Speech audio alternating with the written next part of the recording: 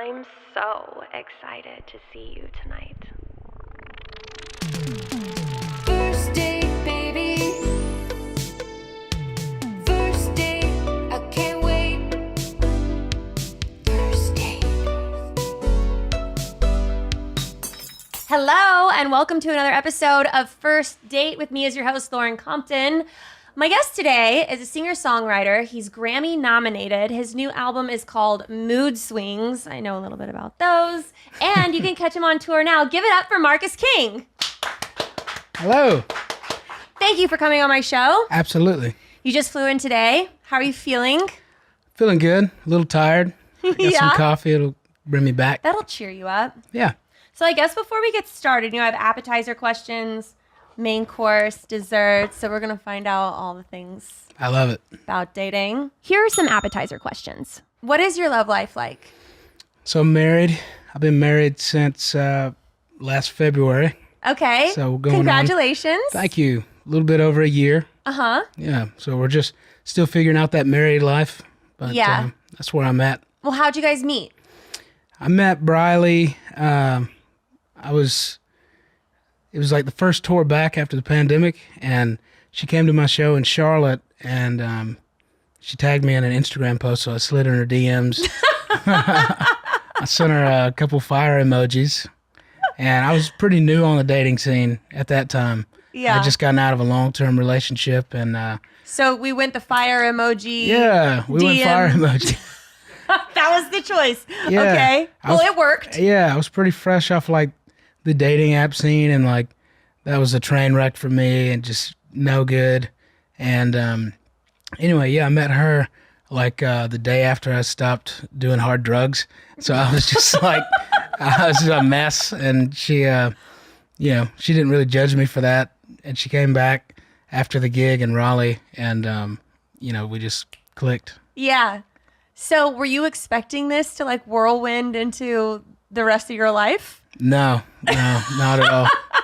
Not at all. And she was so just like authoritative, and just like, she's like 100 pounds, but she's got attitude. Spice. She's got an attitude problem. you know? Okay. And she put me in my place real quick. And I was like, I want to fly you to LA. I'm doing a record out here. And she's like, you got to go get an STI screening. And I was like, You do kind of look like you might. yeah. I give that off. It's better to be safe, So I said, you got it. I went to a Planned Parenthood. It was the only place that I could think that was going to get me the results as fast as I needed them. And I was You're like, I'll go get screened, but I Yeah. don't want to wait very long. yeah. So anyway, they said, if you don't hear from us, that's good news. Mm-hmm. And so I called them Monday morning and was like, and I left a message, and they called me back and left me a voicemail and said like, hey, you're all good, all clear. And I was like, great. I saved the voicemail. I sent it to her, and then she flew to LA. Well, that's nice. Yeah. You kind of like followed protocol. That's great. Yeah, it's pretty funny, but I really respected that about her. Yeah. And, that was our third date, was at Shangri-La, working with Rick Rubin on this record. Wow. Yeah, it was bizarre. That sounds like a pretty cool little run, though. Yeah, How old are you? I'm 28.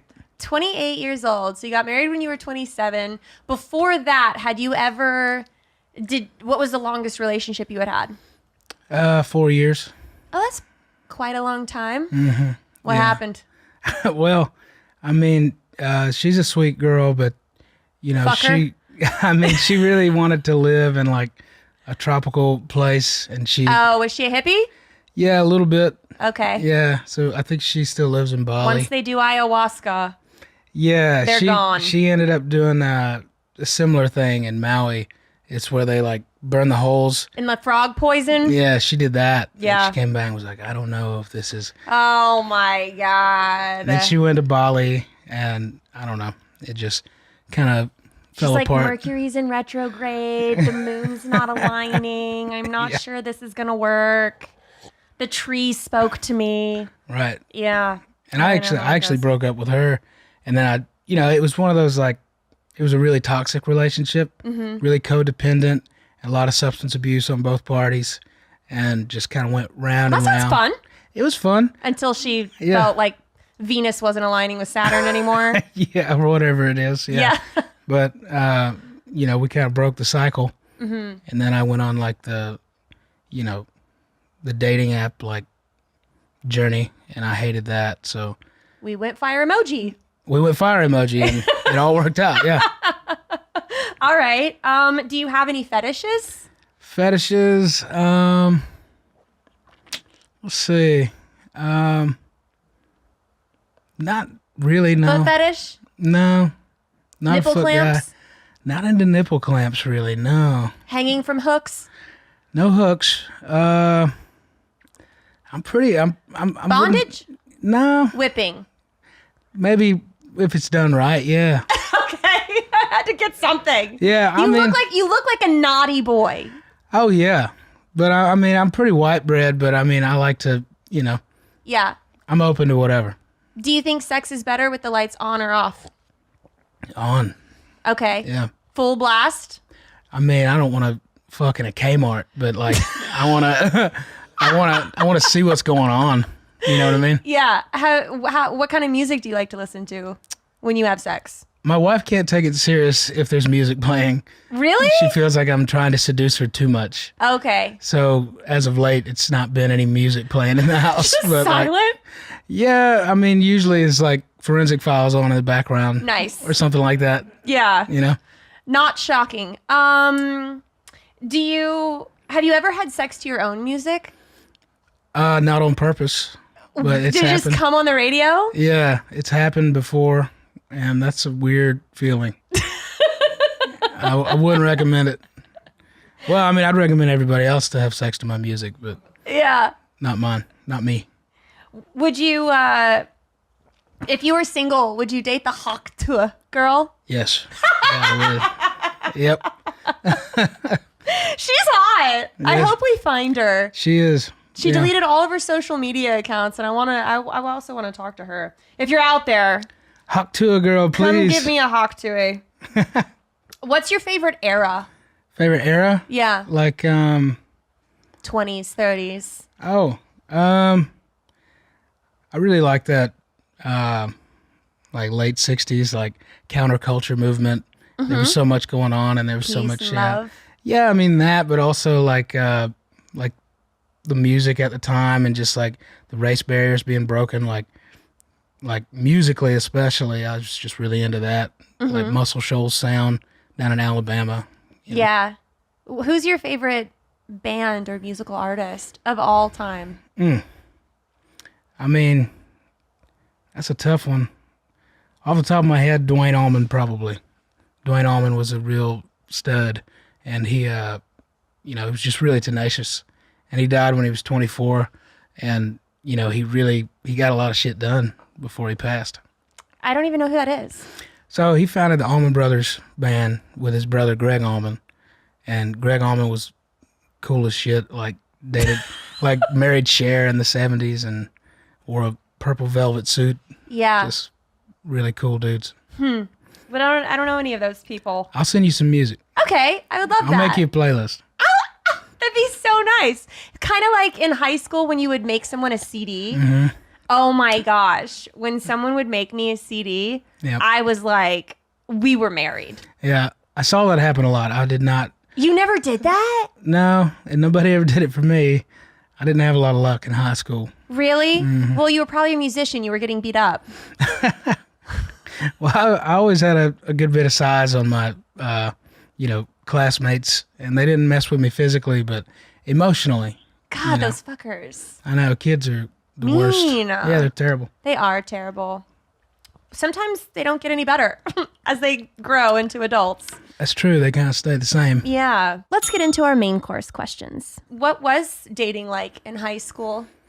I remember going on a few dates. I had a real thing for like girls who were like freshly off of or like using like opioids. Oh. So that was kind of a pattern that I repeated. And I was seeing this girl that was way too old for me. She was like 25 and I was like 17. She was your drug dealer. No, I wasn't doing opioids. You I just mean, like people who were doing opioids. I don't know what it was. I just had a thing for chicks that like had heroin chic. So that's what I was kind of into. Like skinny? Like it was more like the look too? Because usually they're like skeletal. Well, I mean, it wasn't really the skeletal thing because It was the incoherent thing? not the incoherence either. Just, I don't know, there was a brokenness in them that I kind of recognized. Yeah. Even though I didn't abuse opioids, I abused everything You else. didn't need to. You were just broken naturally. Yeah, the So you trauma need- did it for me. So, but yeah, this one girl, I took her on a date and she like fell asleep in the car, and I was trying to take her home, and I was like, "Where's your house?" And she's like asleep, and she like, was really just, Out of it? yeah. Yeah, opioids will do that to you. What do you think is the worst thing that could happen on a first date? I mean, them falling asleep is pretty bad. Was that a first date? That was a first and only, yeah. Dang. And we worked together at Mellow She got Mushroom. a good nap time in with you. Yeah, I guess she felt comfortable enough to go to sleep around me. But yeah, I mean, I went on a first date one time with this girl, and I actually found out recently that she passed away. But Oh. I was 16. I took her out on a date, and then I didn't hear from her for a long time. And then she finally reached out, and I was like, "Oh my gosh, hey, it's so good to hear from you. What's been going on? I haven't heard from you in so long." She was like, "Oh, I'm good. I was hoping I could buy some pot off of you." And I was like, "Oh yeah, sure." So I still sold her some pot, but I Yeah. thought she wanted to rekindle that spark. Yeah, and she was just looking for drugs. No spark. No just spark. drugs. Just blunts. I mean, there was a spark if you think about it. It just Hey, wasn't for you. no, not for me. What's your like go-to breakup? Like when you break up with a girl, do you ghost them? Do you communicate? Do you just stay in the relationship and stick it out? Now that was my, yeah. I mean, that was my whole thing early on, was just, I would just kind of sit around and wait for them to leave, I Did wouldn't your recommend behavior that. get worse so that it would push them to the edge? Yep. Subconsciously, I think that was a big part of it. Yeah. And how do you behave poorly? I mean, it's all the things that I kind of practice now because I'm like an overly communicative like partner, and I try to be really transparent and really like open with my wife, and just like, whether it has to do with my sobriety or my emotional issues, try to be like overly communicative. And I think in the past I would just kind of not do that, and then I would just, any attention I could get from any woman, I would not shy away from it. Right. So there was a lot of just like emotional, intimacy that would happen. With out- I see. You know what I mean? Like flirting, like through text and stuff with other people. Yeah. If I could get attention, I needed all the validation I could get. That makes sense. Do you have any icks? Icks would be,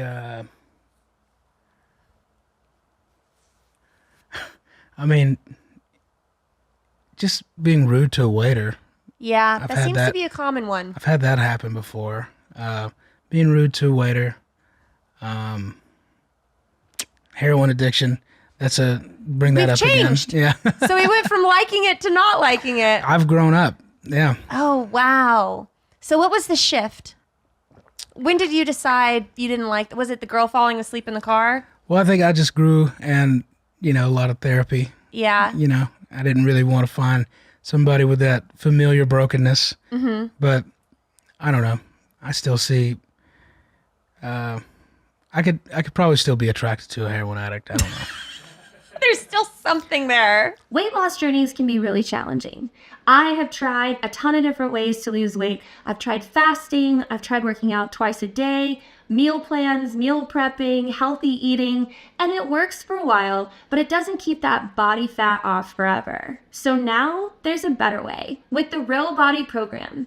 If you've heard of Ozempic or Wegovy, you've probably heard three things. They're effective, but they're expensive, and they're hard to get.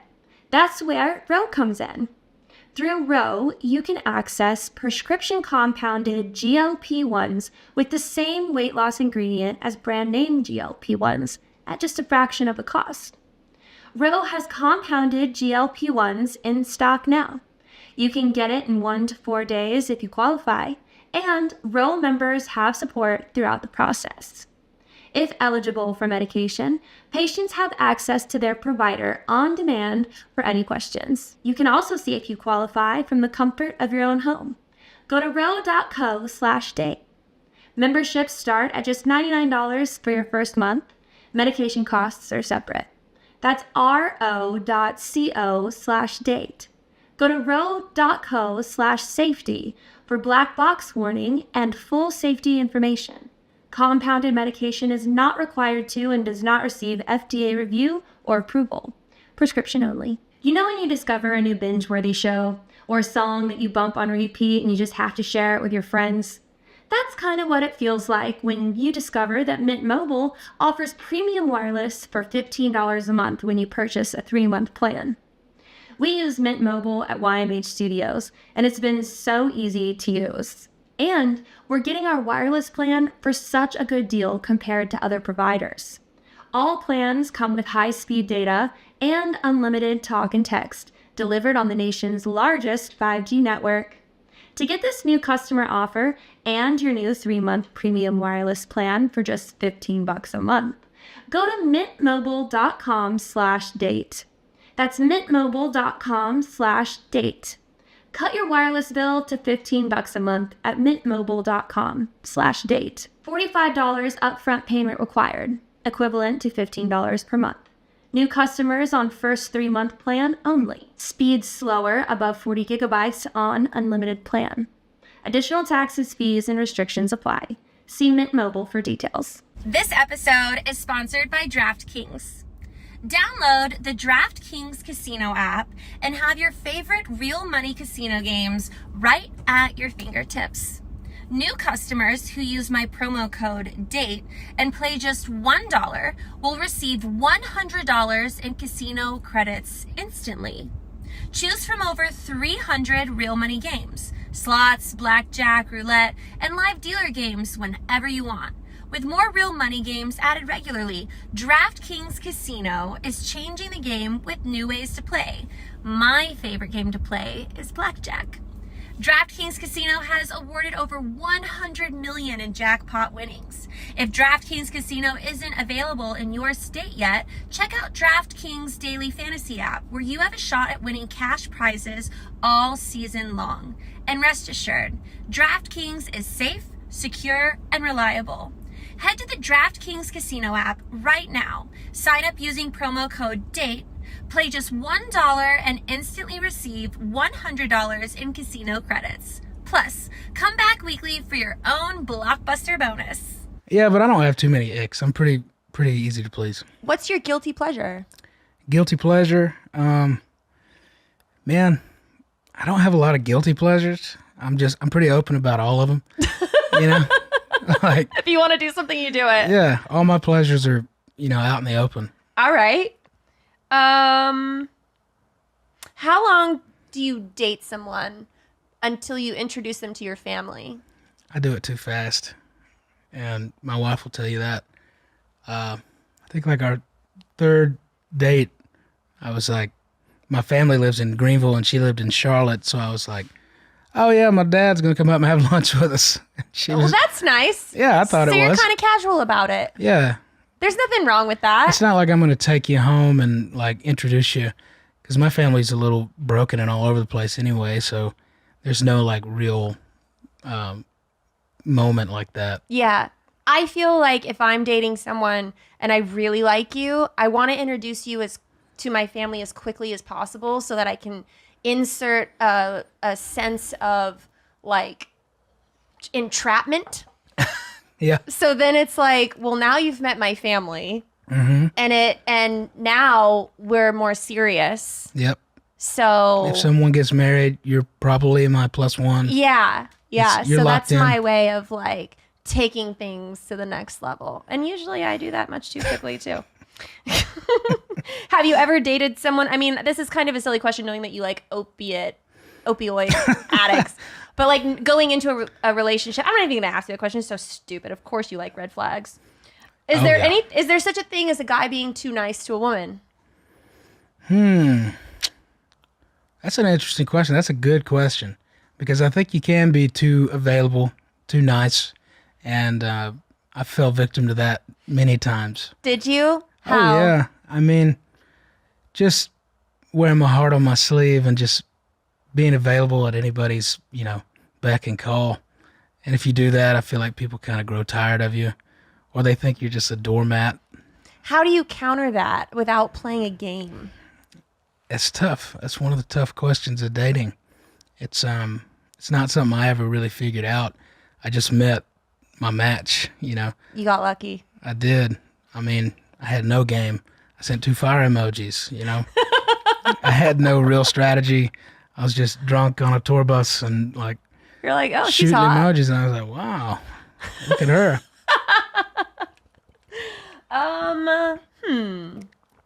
Let's see. What is the best quality a woman can have?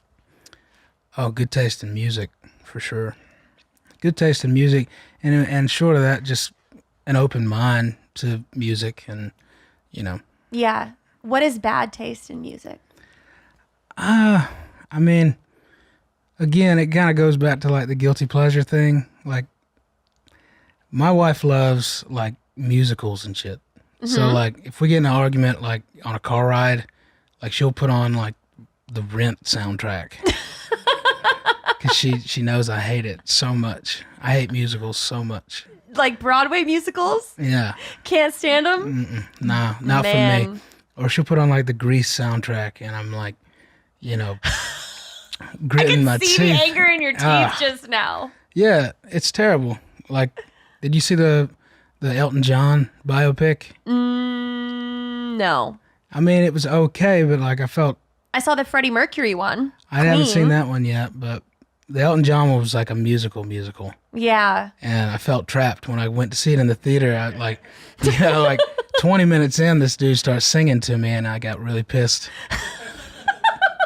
because I thought it was just going to be a proper biopic, and it was not. But she likes musicals, and I can't really get behind that. But like, I don't know. She was a music theater major, so what are you going to do? What? Well, I guess, would you ever date a fan? Ooh, yeah, that got dicey. Like in the Tinder days, that got really weird. Really? Yeah, like being on Bumble or Hinge or any of those like horrible places, and I mean, I wasn't really aware of like my status at the time, and being in Nashville, I was just like, hey, whatever. Everybody's doing the dating app thing, I'll do it. Yeah. And this girl was like trying to figure out if it was really me or whatever. And she came over and she ended up being way more of a fan than I anticipated, and it was really weird. Yeah. No. Kind of fell all over you a little bit. Yeah. But also just like wanted to see what my house was like, and like it was just really fucking weird. I felt like I needed to move after that. What is the best way to meet someone? Best way to meet somebody. These are all really great questions. Thank you. I mean, good old fashioned bar. Never Yeah. go wrong, And I still enjoy dive bars. I mean, I don't drink anymore, but I like to go out and shoot some pool. Sometimes you meet somebody like that. Luckily, I don't have to meet anybody, thank God. I did it. I hated dating so much. Who should pay on a first date? I mean, I'm a good Southern boy. I believe the man should pay, but to each their own. Yeah. And what is your idea of a great first date? Like, where would you go? Ooh. What would you do? I like the movies. I really do. Really? I always feel like the movies is like a 50-50 shot. Because you can't talk during a movie. Right. It's a good cop out, like, if there's not a lot of good conversation to be had. Yeah. So it is a good second date. Yeah. Or maybe if you're married, you go to the movies because you don't really have to sit and talk. Yeah. And just enjoy a film. So you don't have to make conversation. But a nice dinner, maybe a show. Like a musical? No musicals. Yeah, but I remember like me and Briley's second date was like we went to this place in Charlotte. She was living there at the time, and I'll just tell you about this because it was a crazy fucking second date, and I didn't think there was going to be another date. She took me to this place called the Village Poet, I think it was called, and this really great like singer-songwriter was playing, and we went and watched his set, and then afterwards we went to this like speakeasy bar around the corner, and she had like 5 French 75s. Oh. And yeah, like 3 to 5. 3 is the limit with those. And anyway, like after that, she like fell in this bush. I had to like help her get out, and then she was just like dancing and like thought shit had just come out by Megan Thee Stallion. So she was like playing that on her phone and dancing in the middle of the street, and she was just like unhinged. And I was like, I just got to get this girl home. I don't have a car here, but my parents live 45 minutes south. Maybe my dad can come pick me up. Wow. 3 a.m. But I ended up almost getting in a fight with this guy because like she was dancing and just like in the middle of the street, and he was like trying to grab up on her. And I was like, hey man, I'm just trying to get this girl You're home. like, this isn't a strip club. I'm like, you're having a little too much fun here, Yeah. buddy. And he was like really, really angry and wanted to fight me. And I was like, I'm not going to get in a fight over this girl. Not yet. And put her in the car, got her home, and then I was just sitting there figuring out what the hell am I going to do. And she had a great deal of wine at the house, so I was just drinking solo cups of wine, and then I passed out outside on her patio chair. Oh my gosh. And she woke up in the morning, and we got breakfast. So, Wow. Wow. What a date. yeah, So she got wasted, so then you got wasted. I'm never to be outdone. Yeah. Would you ever date someone on OnlyFans? Yeah, why not? Hey, some people don't want to date someone on OnlyFans. They I don't feel know. like that's just a slut. What's wrong with that? I don't think there's anything wrong with that. What's your exit strategy for a terrible first date? Probably just dissociation. I mean, I just kind of check out, just kind of cut the lights out and just get through it. Just blur it all out. Yeah, I don't know. I mean, there's bad dates, and you just you learn from bad situations, I guess. But Yeah. you just see you later. Is height a deal breaker for you? No, I mean, I remember when I was in my dating phase, I went out with this girl a couple times. She was very sweet, and she was like 6 foot something, like a volleyball player, and she was like way taller than me, even with cowboy boots on. I mean, I'm like 6 foot with cowboy boots on, Yeah. and she would tower over me. I kind of liked it. Really? It was kind of neat. Yeah. That's cool, little dominating. A little bit, yeah. I mean, maybe that's to go back to the fetish thing. Maybe that's one for me, Yeah, taller girls. or just the domination thing. Yeah. Slightly. My wife likes to. We always like to role play. Like people have called her a gold digger online. I'm like, she made more money than me when I met her. She was working at Bank of America. I kind of pulled her down into the scourge of society, where I was kind of lurking around. So we role play that a little bit, but yeah, maybe taller women, Yeah? domination a little bit. What do you think is a key to a good relationship? It's been said a million times, I'm sure, but communication is the number one. Yeah. Mm-hmm. I guess that's why it's such a good way to end a relationship if you just don't communicate with someone. I mean, right. I would never recommend it. I feel such guilt for like my past relationships, but they happened for a reason, so I can be in a position now with the woman I love to give her like everything she deserves from a partner. Yeah. But I had to kind of learn those lessons. Have you ever been in a fight over a girl? Fight over a girl. Man, I just never really saw the point. You Yeah. know? Never really saw the point in that.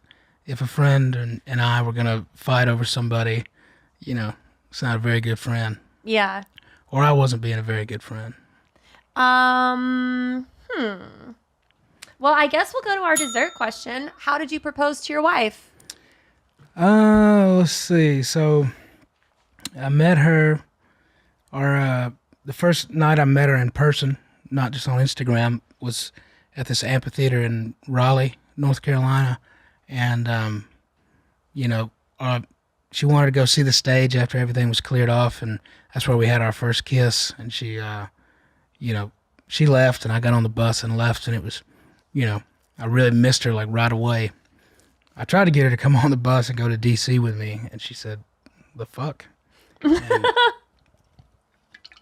anyway, so when I proposed, we were back playing in Raleigh. And I just, you know, had it set up like there was a radio interview at the Red Hat Amphitheater and all this and that, and just, you know, lured her over there. And when we got on the stage where we'd first kissed, I got down and asked her. Oh, that's so cute. Yeah, I thought so. But, you know, I had a really shitty tour manager at the time, and he did not really approve of my relationship because he would like to kind of cling on to me and like use it as an opportunity to meet women, I think. Oh, He was just kind of a sucky. well, that's kind of selfish and shitty. Yeah, he was not, you know, he was not a great tour manager, but he was also, I don't think, the best person. But he'll figure it out. He's a young guy. But I wish him all the best. But, you know, I remember we were in Athens, Georgia, and we were going from Athens to Charlotte, and that's where I was going to pick up the ring. So when we got to Raleigh, I could ask her to marry me. Excuse me. And while we were in Athens, Briley was taking a nap in my bunk on the bus, and this tour manager was in the back talking to the band, and the band was like, why are we going to Charlotte for the day off? Like, most of us live in Greenville, which is like an hour south of Charlotte. And he's like, oh, because Marcus is a fucking dumbass. He's got to pick up the ring, propose to this stupid bitch, and like, and Briley's laying in the bed and heard all of it. Oh my gosh. So he blew the surprise. What a dickhead. I know. Yeah. I hope you fired him shortly after that. Yeah, he was fired shortly thereafter. Man. Yeah. Is there any advice that you would give anyone when it comes to like tough times in a relationship? Any advice you would give people? Man, these are all such great questions. Makes you really think about dating, huh? Yeah. And how I never want to do it again. Thank you. Yeah, I think, yeah, it's a compliment. I think, you know, if you're going through tough times with your spouse, just, I mean, I don't know, you just like, with my wife, I got to kind of figure out, like, do you need space right now, or do you want me to be around? I kind of got to figure out, like, I mean, it goes back to communication. Like, do you need space? I'll give you that. Or do you want me to come in? And, I mean, really just not saying anything hurtful, you know, trying not to be too volatile. Yeah, It's fucking tough. it you know? is. Sometimes space is good though. Like weekends, like maybe if you have to travel somewhere or go do something, like even just a few days can like really spark things back up and make you miss someone and realize that. Kind of always noticed that myself. Well, is there anything else that you would like to share or say? Yeah, I don't know. I mean, You can plug your socials as well. oh, sure. See if I remember them. MarcusKingOfficial.com. I know that one. Okay, is that your website? That's my website. Okay, Yep, we can go find all there. your info there. Great. Go there for all tour dates, and you know, a lot of big shows coming up. Hope to see you all on the road, and hope to Cool. come back for a second date. Yeah, of course. I'd love to have you. Thank you for coming on. Thank you guys so much for watching. We'll see you next time. First date, baby. Are you really drinking a glass of milk with dinner? First date, I can't wait. You told your mom about me? Just say you're ready. Delete my number. First date. Your parents are your roommates?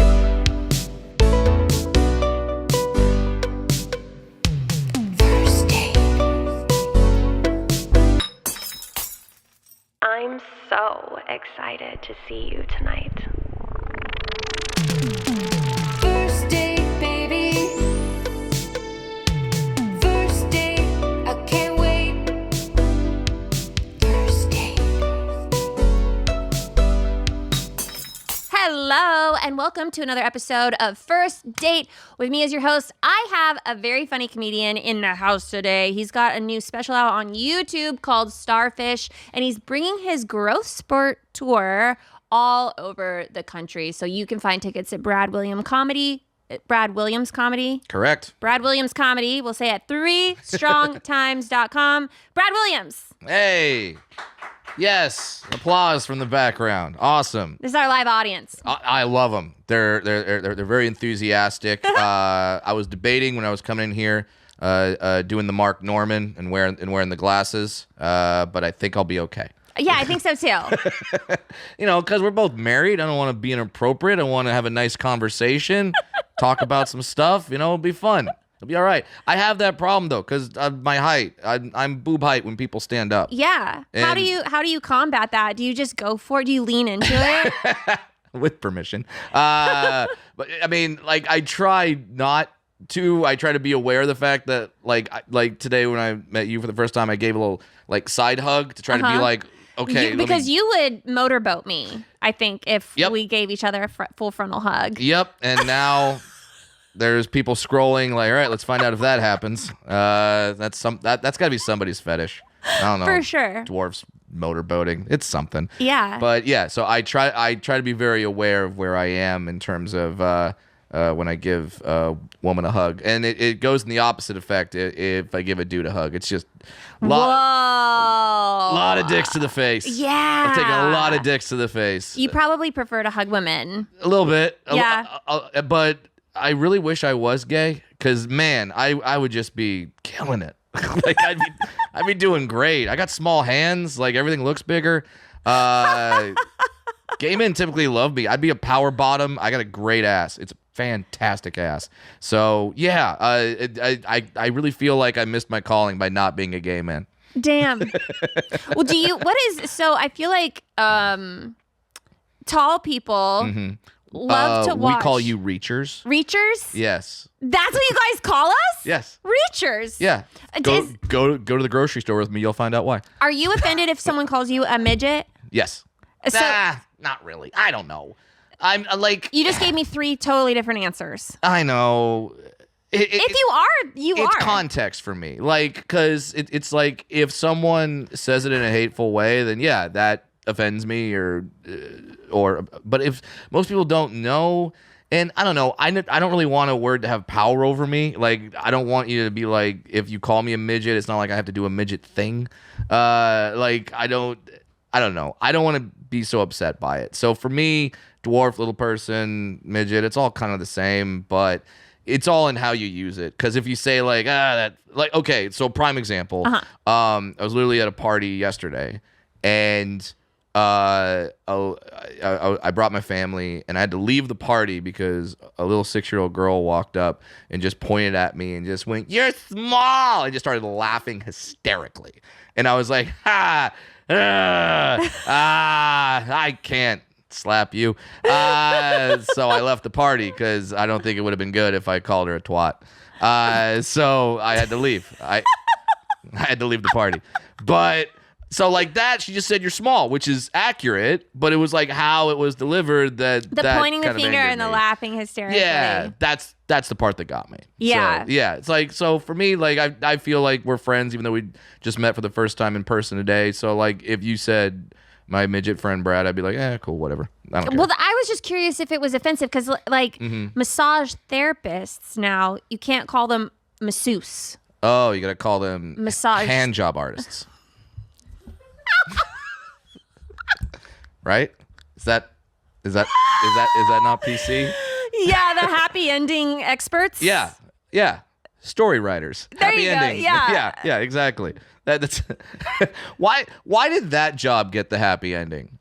Well, you have to get naked. There's a stranger, and some people feel like they just want more bang for their buck. I guess. I don't know, but like I don't need a hand job at the end of a massage. I'm pretty relaxed. I'm good. But imagine if you got a hand job at the end of that, how much more relaxed you'd be. I'm not trying to sell you on happy endings. Okay. Because, like, I'd rather have it, like... You're saying that you'd rather not have a hand job? No, like, I like hand jobs. They're fine. Use some lube. Don't make eye contact. That's weird. But... they're just more jobs that would be better suited, I think, to where, like, I'm already relaxed when I'm getting massage, whereas if I'm in line at the DMV, I'm pretty stressed out. Like, there I could use a hand job. It's like read the eye chart and jerk you off a little bit. Like, we would all take, like, very cross-eyed photos for our license. Yeah, who would be able to? That would actually be really hard to read the things. And they always make you do it backwards, too. Not like it's, like, memorizing the alphabet or anything. But I don't know how you'd be like, L, C, Q. Oh! I think we just saw your O face. Is that a first for this show? Maybe? Possibly? Probably not. All right. I got to go back to the catalog then. Let's go. So do you have any reacher fetishes? Reacher fetishes. I hate to say Snow White, but kinda. I really want, I want my wife to dress up as Snow White, so that you can be one of the dwarfs. Yes, I do. I legit do. Because, what would you wear? Oh, I'd dopey for sure. He's got the loose sleeves. You could hide more toys up there. But like, I feel like it's like a hack joke to say I have a Snow White fetish, but I do, because she friend zoned all 7 of those fuckers. Okay, like all 7 dwarves were friend zoned. They saved her. They gave her a place to eat, a place to live, a roof over her head. They're diamond miners, for God's sakes. Like, what more do you want, lady? Dude, seriously, I never even thought about it. Give happy his ending. I agree. Right? Yeah. Hashtag give happy his ending. That have you ever had a girlfriend that dressed up as Snow White for Halloween? Because I want my wife to do it, I will say no. Okay. I want her to think she's the first. Although my wife is Chinese, so it looks like a knockoff Snow White, but that's okay. Yeah. I'm all for it. But she still has black hair and pale skin, I'm sure. We're close. Mm-hmm. Sorry, I'm getting excited. I don't know. And like I grew up in Orange County. I used to work at Disneyland. I was not one of the 7. My job was I was actually a bodyguard for the characters, so I'd stand with the characters to make sure like everything worked out. But I got to be with Snow White a few times, and it was awesome. I would just let the jokes fly all day. It was great. How did Snow White get 7 small people to not fuck her? I don't know. Because that sounds like she could get gangbanged.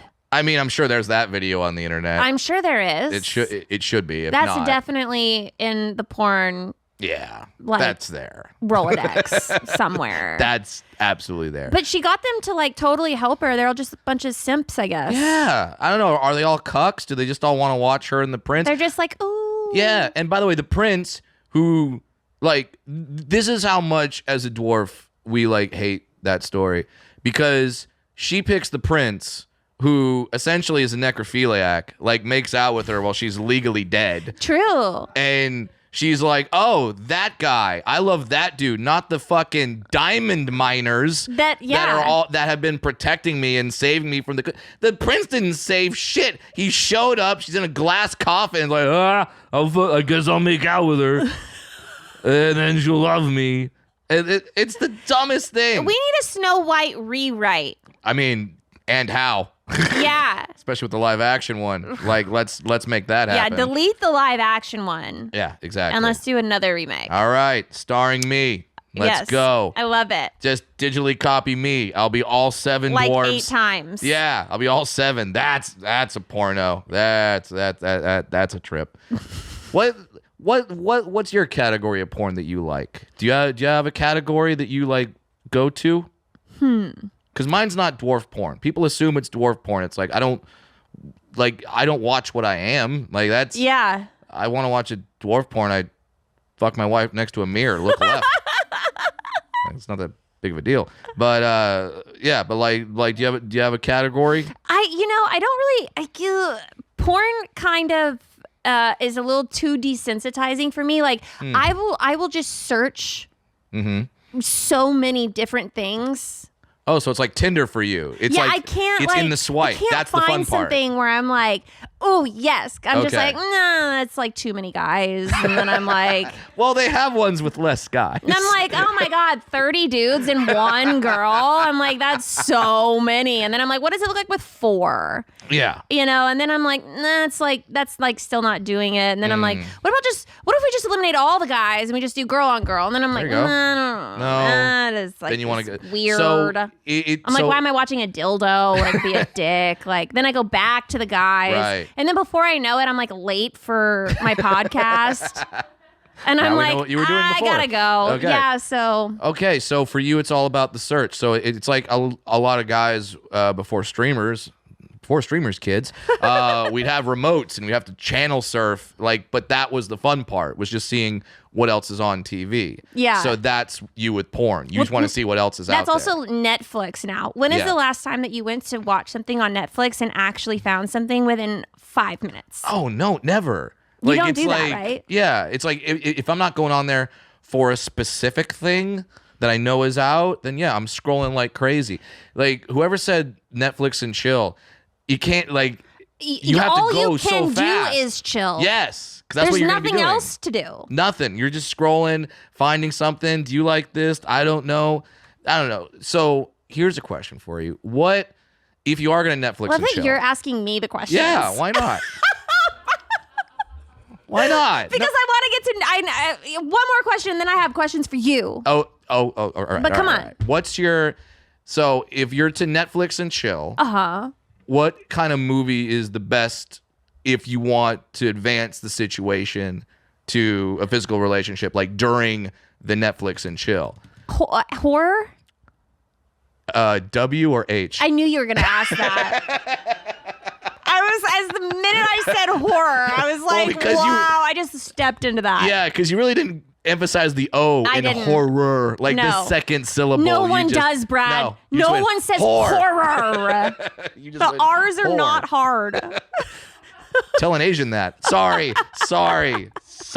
That's I'm married to a Chinese woman. Anyway, I would say either a horror yes. film because that's like stereotypical, Yeah, right? You yeah. watch a scary movie so the girl cuddles up next to you. Yeah. Or Mm-hmm. turn on, like, if you want the girl, Yeah.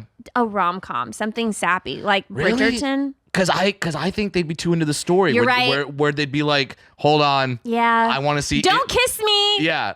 I I'm- want to see if they fuck. I'm They're like, invested. I'm trying to. Yeah, no, I get it. Gosh, Yeah. I don't know. You tell me. I'd say Fast and the Furious. Okay.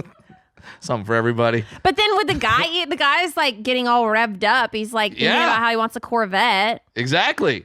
That's how we stay hard longer. Oh, okay. We're thinking about the Corvette. Brad, something's off here. You can tell I'm married. My mind isn't in the right spot. How long have you been married? 7 years with my wife for 9. And you have a kid. 5-year-old. And she's also a little person. She's the best of both of us. She's an Asian dwarf. My wife gave birth to a Pokemon. Is she a reacher? No, she's a dwarf.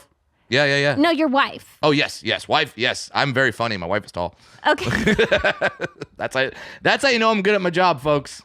My wife is tall. That's awesome. Yeah, so all you guys out there that can't get a woman, this is beating you. I'm kicking your ass. You're losing to this. Can we Cool. know your daughter's name? I don't like saying it. It's not. Okay. It's not hard to find, but I don't Then like saying it no, publicly. that's why I asked. Thank you. But yeah, I love being a dad. It's a lot of fun, but that's not why your listeners are here. Your listeners are not here for that. They're like, get to the fetish stuff. But I also, how did you date a lot before your wife? Yeah, and range. I would date little people, and I would date average sized women. So it'd be like, yeah, my shortest girlfriend ever was 3'7". My tallest was 6'2". So I've got pretty good range. Wow. Yeah, 6'2" was a volleyball player, and that was fun. How do you meet people, or how did you meet In the people? world. No, just being a comedian, it's great. You would travel. People see you be funny. Women in general like funny guys. Yeah. So that would really help. Some of them were fetish people that absolutely just wanted to bang a little person, and I Really? was happy to oblige. That's. I don't get the people that are like, well, didn't that make you feel exploited? I'm like, I was coming. No. Why would I feel exploited? You're like exploited? You Yeah. mean exploded? Yeah, exactly. I didn't feel exploited at all. They got something out of it. I got something out of it. It was a great transaction. It was wonderful. It was delightful. But then dating little people is interesting because I don't like I'm attracted to little people, but then you find out like, oh man, I really need someone. This is so bad. I need someone a little physically more capable because like I can't do shit, you can't do shit. This is not gonna go well. We need someone to be tall so stuff can get done around the house. Oh. Yeah. May is Mental Health Awareness Month, and Talkspace, the leading provider of online therapy, helps you face whatever is holding you back with a caring, licensed therapist.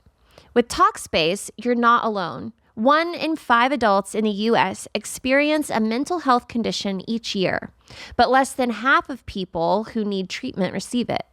Talkspace makes getting help convenient. You can take your appointments from the comfort and privacy of your own home and exchange text, voice, or video messages with your therapist too. Talkspace makes it easy, accessible, and affordable to face your challenges, whether that's a mental health condition, relationship conflicts, past trauma, or everyday stress, and find your path to move forward with resilience and peace. Plus, most insured members have a $0 copay. I love Talkspace because it's so easy. Take care of yourself this month and every month with Talkspace. Talkspace is in-network with most major insurance plans. But if you pay out of pocket as a listener of this podcast, you'll get $80 off of your first month with Talkspace when you go to Talkspace.com/date and enter promo code SPACE80. That's SPACE 80 to match with a licensed therapist today. Go to Talkspace.com/date and enter promo code SPACE80. The best advice that I've ever received about money is to start saving a little bit every single day.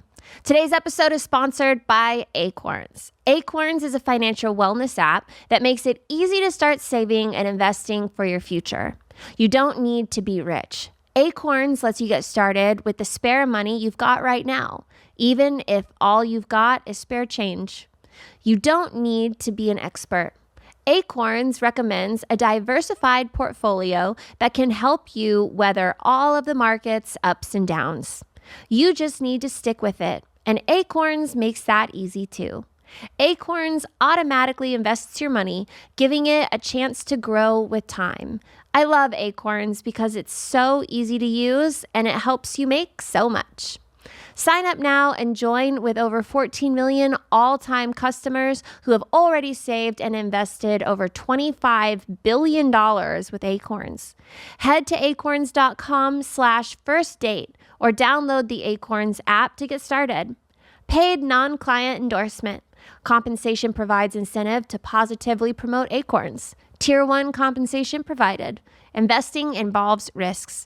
Acorns Advisors, LLC, an SEC registered investment advisor. View important disclosures at acorns.com/firstdate. What is the main difference between dating a little person and a taller person? For me personally, or just in For general? you. For me personally. I don't care about the other dwarfs. Okay. For me personally, the main difference is that tall women don't like pubic hair. Dwarf have to have pubic hair. Have to. Like dwarf women have Yes. to. Yes. For me. Why? Because when you shave a dwarf, it's too much like a kid. Oh. It's too much. I feel bad. I got little size 2 feet, and I'm holding them, and it's. I have to look down and see, like, okay, good. Like, you're a woman. Like, I have to make sure And Yeah. then, but if a tall woman, yeah, take it off. I don't care. How old were you when you lost your virginity? 20. I was late to another little person, and man, when two dwarfs bang, it's magical. It's just there's rainbows afterward. It's a lot of confetti. But yeah, lost my virginity when I was 20. The girl I lost my virginity to was 19. She was very religious, and before she said she agreed to have sex, and we were like, yes, we should absolutely do this. But before we did, she made me pray with her right before. So I'm praying with a boner, and that's weird. I don't want that involved when I'm talking to God. Why did she want you guys to pray? What were you praying about? Just to like ask for forgiveness for what we were about to do, and I'm like, what are we about to do? Really? Yeah. That's what she was doing. Yeah. I had to ask for forgiveness for the actions that we were about to engage in. Wow. You're was how like, I lost my sorry, virginity. not sorry. Yeah, I'm like, is anal happening? Is that why we got to apologize? Like, what's going on? I'm not ready for that. Was she a virgin? No, which was interesting. She wasn't a virgin, but made you pray for Yes. forgiveness. Yes. Okay. Yes. Where did you lose your virginity? At hope her mom isn't listening. On the couch at her mom's house. Okay. Yeah, mom went out and we had a good time. Did you date her for very long afterwards? Yeah. And then she left me for another dwarf, which that happens in the dwarf world too. Dang. Another Oompa took my Loompa.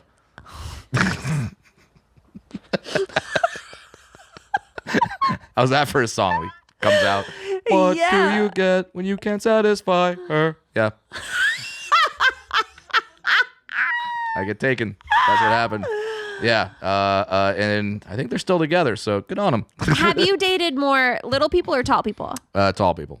Yeah. What is the longest relationship you've ever, besides being married for 7 years? Besides being married, had a 2-year relationship. So I've always been a relationship guy, but I like being in a relationship. I like the comfort of having your person. Yeah. And knowing, like, not just for, like, I like knowing that when stuff happens, when cool stuff happens, I could text someone and be like, one person be like, hey, this cool thing happened. Or like if you're going to a concert or an event or something, you have the person to take. It's like, yes, I will take this person. Yeah. Because like going to like a big event, like, because I would go to concerts sometimes and take a woman on like a first date. And I don't know what kind of first date horror stories you have. I've got some, like, where I one time I took a girl to a concert. She ended up getting backstage, did like a lot of stuff backstage, and then came back and was... You didn't go? No, I went, but I was not allowed backstage. That's what I mean. You didn't go backstage with her? Nope. She went without you? I mean, they didn't want me. But that's so rude of her to accept that invitation and go without you. Yeah, but there's a certain band I can't listen to ever again.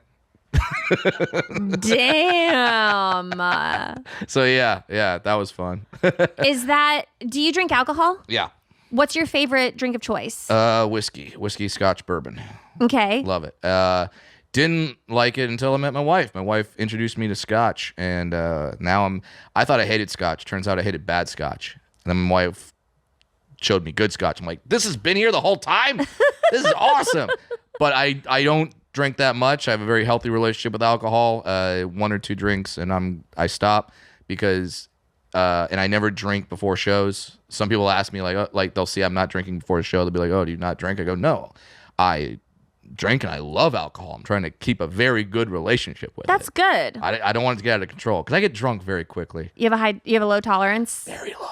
Very low. My nickname in college was 2 Beer Brad because that was just 2 beers. That's it. And then I'm good. I'm a cheap date. Saved a lot of money. Where would you typically go for a first date? Man, I like the traditional dinner. Just like get to know each other, talk. Hate clubs. Me Hate clubs. too. I can't. I can't. And there's nowhere to sit. Nowhere to sit. Yeah, you have to pay money to sit. Yeah, you gotta like, oh, I would like to be able to sit at this establishment. Cool, $2,000, and here's your bottle of cheap champagne. Yeah. No, but yeah, I like a typical dinner. Yeah. And yeah, just that kind of stuff. Something where you can get to know each other. Something to where I could talk a lot because I have very low self-esteem with my looks. So I feel like I have to talk to impress the person. If I talk, then I can be funny. Then I can let you know that I'm cool. But if it's just like, I can't be one of those guys just sits back and goes, yeah, I have a jawline. Like, you know, like thank God Matt Rife is good at crowd work because he doesn't have to do it. He could just sit back and be like, jawline. Look at me. Incredible jawline. So, yeah, that's all he has to do. For me, I have to be funny and charming and everything. So, well, you crushed it at that. thank you. It's been good. It's been a good few years. COVID was very kind to me because people were home and they started passing around my clips, and then everyone's like, hey, there's a dwarf telling jokes. Yeah. And the word spread, and now we're doing really well. We're selling out theaters and on the Growth Spurt tour. It's been really cool. Does your wife get to go with you? Not that much. Because, like, now when you do theaters, it's like, it's not you're in a city for 4 days. You're in a new city every night. So it's like, that's not much of a trip. You know, it's like because like every day it's not like a vacation. Yeah, it's work. you don't get to see the city. Yeah. Like I've been to all these cities where it's like, oh my God, you were just in DC. What'd you do? I'm like, went to the theater, did a show, worked, left in the middle of the night to go to Baltimore to do it the next night. Like that's kind of the life. But I did get to take the family on a couple of shows. It's funny, they're not too interested when I'm going to Joliet, Illinois, but when I got a gig in Hawaii, they're like, we're going. And I went to Hawaii. We took the family, took them to the Disney resort. It was awesome. What do you think is the biggest red flag when you go on a date with someone? Yeah. How they treat the waitstaff. You know, that is the most common thing people say. Really? Yeah. That's common? That is a super common red flag. Wow. A lot like, of people feel that way. Yeah, because like my thing is like that, and like if you send your food back and there's not an egregious error, I can't be with you. Like if you're like, I said no tomatoes and there's 3 tomatoes on your shit, take the fucking tomatoes, flip them around the room. Yeah. I don't care what you do with it. Eat your burger. Don't send it back. Like that drives me nuts. And maybe just being in comedy clubs, being around a lot of wait staff. Yeah. I see how bad some of these people are, and so many waiters and waitresses are my friends that it's like I would feel horrible if someone was mean to a waiter. I can't. Huge red flag. Have you ever left a review on a restaurant? Never. I just don't go back. That's the review. The review is I don't go back. I don't tell my friends. I don't say, hey, you got to go here. I just don't go back. How's that thing? Shitty. I don't go there. Like, that's it. I've never had such an egregious act committed against me where after we go home, I'm like, they have to know how I felt. Like, I don't care. I don't care. I said medium rare. Like it was that's it. I don't. End of transaction. That is all. I go to the restaurant. It's fine. We'll go back. If it's not, I won't go back. Done. That would be a red flag. That would absolutely be a red flag. If we're walking back to the car and she's on her phone and be like, oh, what are you doing? She's like leaving a review for that shitty restaurant. I'd be like, this ain't gonna work. This is not gonna work. If you're a leave reviews type person.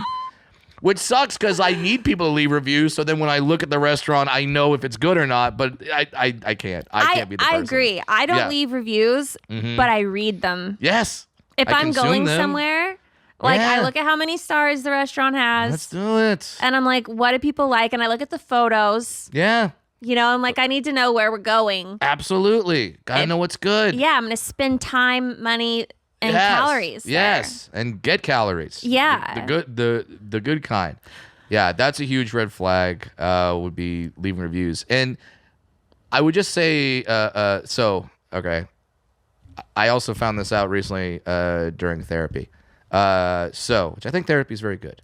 So my personality is I feel responsible for other people's happiness. Mm-hmm. Good reason I'm a comedian. I want everyone to be happy around me. Found that out through therapy. There was a lot through my upbringing. Yada yada yada. Anyway, but so if you ever meet those people where just everything is a problem for them, everything, like everything's an issue. Their life's very negative. I've met people that are never happy. Yeah. Like I it's can't. impossible to make someone happy. Yeah. You have to be able to have a good time. You have to be able to smile. You have to be able to laugh. I have friends where like I've never been in an Uber with them that hasn't gone to where they're in an argument with the Uber driver at some point. Like I'm just like, I can't be with that person. Like everything is an issue. You're in a fucking Uber and within a 8-minute drive, you got into a verbal argument. Like, no, just sit back, relax. I'm the best Uber passenger ever. You could say the worst political opinion ever, and I'll just be in the back like, like, I'll agree with everything. You just be like, yeah, baby killing. I'm all for it. Great. Cool. We should be punting them too. Absolutely.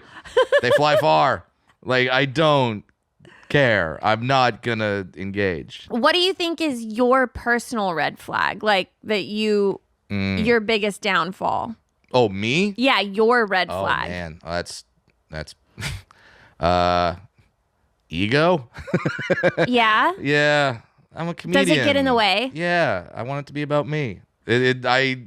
My job is I go on stage and I expect a room full of 1,200 people to be absolutely quiet and let me talk. Ooh. That's an ego. That's an ego. So what do you do when someone like heckles you? Oh, make them want to not live anymore. So I take heckles. It depends on the heckle. So, because there are supportive heckles where people are just kind of agreeing with you, but loudly and annoying. And I try to kind of stop that. One of the tricks I have is some people get louder when they get heckled. I get quieter. Because then I found out that people then notice their voice more. And a lot of people will be like, "Oh shit, I could be heard." Like, and they'll like go back into their shell, and then they'll let me talk more. But yeah, that's one trick. But then if someone's mean with a heckle, then I can respond mean. And if I respond mean, I'm gonna make you hate your life. Yeah. Because also, you don't think I've been heckled before? A, I've been a comedian for 20 years. B, dwarf, you get some heckles. All right, I got heckled by a 6-year-old yesterday. Yeah. All right, like I'm used to it. You're not gonna yell out leprechaun. I'm gonna be like, oh my god, and just cry and run off stage. I've got lines. Yeah. So, but it's like you can't respond with really like a lot of aggression if someone just yells out, "That's true." You can't be like, "Shut up, cunt." Like you can't. That's too big. You have to be like, "Hey, what was that?" Like. And talk to them. General strategies for hecklers are just let them talk. Because if they talk, they'll end up saying something stupid.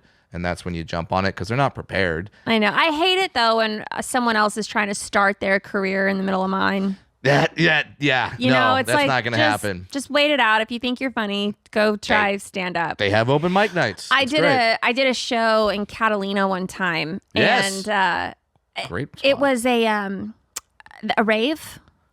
A show at a rave? It was a rave. Oh, that's not going to go well. There was a giant DJ that was performing. It was someone big, like not Tiesto, but like One big, of those. like Okay, a big, okay. DJ. Yeah. And so everyone was going to Catalina for this rave, and then they had like a stand-up comedy.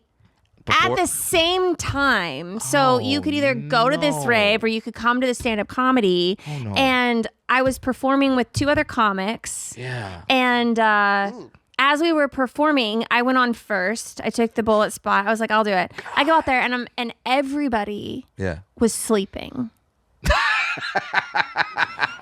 That's not what I thought you were going to say. All I could think is I'm just like, guys, the Molly y'all have taken is not good. Yes. You should not be asleep right now. Either make out with each other or you should think I'm beautiful and hilarious. But I don't know why all of you fuckers are asleep right now. So it was like they went and they just Wow. came to the show to take a nap. That's the biggest heckle I've ever heard. I know. So the next time that you think someone heckling you sucks, Yeah. just remember they could be passed out. They could be passed out. That would be even worse. I have had people fall asleep.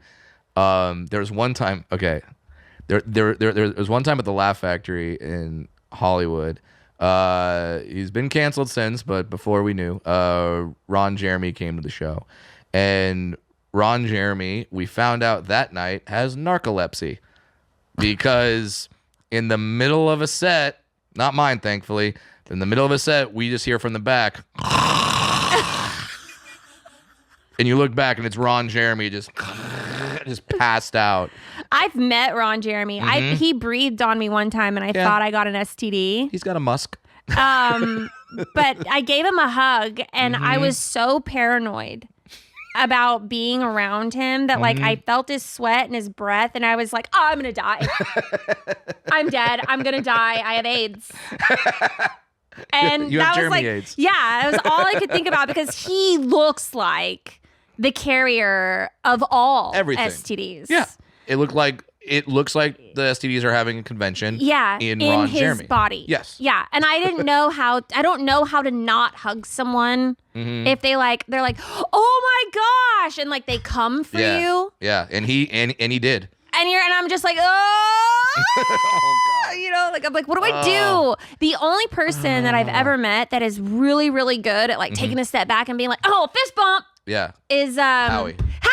Yes. Oh my God, you know. So, yeah, Howie's great. So Howie has this story. You want to talk about gigs?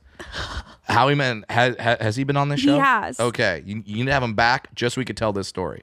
I'm gonna tell it and then he'll tell it again better. Howie Mandel once was booked to do a private gig at a party. And he said no. Then they told him a certain amount of money, and he said okay. And he shows up to the party. It's an orgy, and no one told him. What did he do? Well, that's why you got to have Howie on the show. No, just jump to the good part. He didn't join. That's for sure. Well, duh, did he stay? Yeah, he stayed. He did the act. He did the the guy who hired him was receiving a gift from a woman. And he was like, Howie, just do the glove bit. No. Yeah. I've never been to an orgy, but if I did, I would never God. want to do comedy at it. But you know, you think about someone who's like such a germaphobe like Yeah. him at Yeah. a place where everyone is just licking each other. Oh, Is that he what must happens have- at the orgy? Everyone just licks? I mean, if you're don't know. saliva and bodily fluids, Yeah. like at an orgy, that's what you're doing. You're sharing each other's spit. The idea of an orgy to And me stuff. sounds better than I think it actually is. I think in my head I've romanticized what an orgy would be, and I'm like, yeah, everyone's just you're with me, then you're with me, but then I would show up and be like, oh no, this is not what I thought it was. Ew, no. Yeah. If I feel like, ugh. Not- I think not my that thing. thinking about an orgy just makes me really grossed out. That's just, and I'm not a germaphobe, but just thinking Yeah. about that many people trying to touch you and just Yeah. like swapping in and out. I know that that's like a Yeah. lot of people's fetish, but for me, like just you like no. missionary with eye contact. Yeah, that's what like you that's like the John. just intense eye contact. Just stare at me. Let No, me know I you just love don't me. want. I just One it's- partner. It's like the Ron Jeremy thing. It was like Yeah. the sweat and the breath, and I was just like, Too much. "Oh." Too much. Yeah. Mm-hmm. Yeah. Like, at least I knew I didn't get an STD, but in an orgy, you don't know. never know. Yeah. Once again, maybe one day, probably when I get to a retirement community. Yeah. When your I- life is over and you Yeah. don't care anymore. Yeah, You're why like, not? nah, my skin can burn off. Sure. Fuck it. Exactly. It's like, yeah. Well, I have my dessert question. This has been so fun. Ooh. Is it done already? I know. Has this been? Yeah. Wow. Okay. Man, this was a fun. I hate saying first date because it's the name of the It podcast. is. It was a fun but first date, right? It's a fun first date. Would you come back for another one? I would absolutely come back for another one. I got more stories. You don't think a dwarf has sex stories? Come on, I know. we got stories. We're getting to the juicy part now. Yeah, We'll let's have go. you back for a second date. Let's go. So for my last question, well, I have two. I always Okay. want to know this about people that are married. First of all, how did you propose to your wife? Ooh, this is a fun story because I was corrected on how to propose. Not by her, thankfully. So I met my wife when I was working in San Francisco on a radio station. Long story boring. I was playing a game on the radio show called Tinder or Grinder, and I'd flip a coin. Basically, when it landed on, I would go on either a Tinder date or a Grinder date. And through that game, I ended up going on a date with my wife. So I thought, wouldn't it be a great idea if I proposed to her on air at that same radio station? Wait, hold on. So you Yes. found her on the app? Yeah. Okay, hold on. So This is a long story, but it's good. we'll go over for this. Okay. So you went onto a radio show. You're was- playing this game. Yes, You- Tinder or Grinder. And you picked Tinder. So You picked Grindr? I was working on a radio show. This was a job I had. I had to move to San Francisco to do this job, and I didn't know anyone. So the game we played on the show was Tinder or Grinder, so I could meet friends because I didn't know anyone. So we flipped the coin. Day one, it landed on Grinder, and I went on a Grinder date. That was fun. This sounds like a great show. Yes. Starting next fall, my podcast, Tinder or Grinder. No. Someone, it landed on Tinder, and then I matched with her. She had been listening to the show, and So then she knew who you were. just based on that. Okay, but isn't Tinder has like a huge index of people. Mm-hmm. Okay, so she randomly knew who you were. Mm-hmm. And you went on a date. Yep. First date, I knew. Yeah, it was done. Really? Like we had matched up, and the essential thing was when I say she knew who I was, she heard me one time on a radio show called Loveline, and she thought that guy has a sexy voice. It was just on the radio. Couldn't even hear me. yeah. Didn't even see me. Dr. Drews? Yeah, Dr. Drews. Oh my gosh. So yeah, she heard me on that show and was like, he's got a sexy voice. Looked me up and was like, he's very confident and interactive. And then later ended up matching on Tinder as part of the game. We go on a date. We were really just meeting to be like, hey, are you psycho? No. Are you psycho? No. Cool, let's fuck. That was what we were gonna do. But then within 10 minutes, it was like, crap, I like you. Really? Yeah. It was that. It was How that many quick. Tinder dates had you been on before her? That was the first one. So you went on a Grindr date and then a Tinder date and you met your wife. Wow. Okay, know. and then you fast forward. How long did you guys date? 2 years. And then I was going to propose on the same radio show. And I told that idea to her male parental figure. I don't want to say dad because he's not, because her dad's a dick.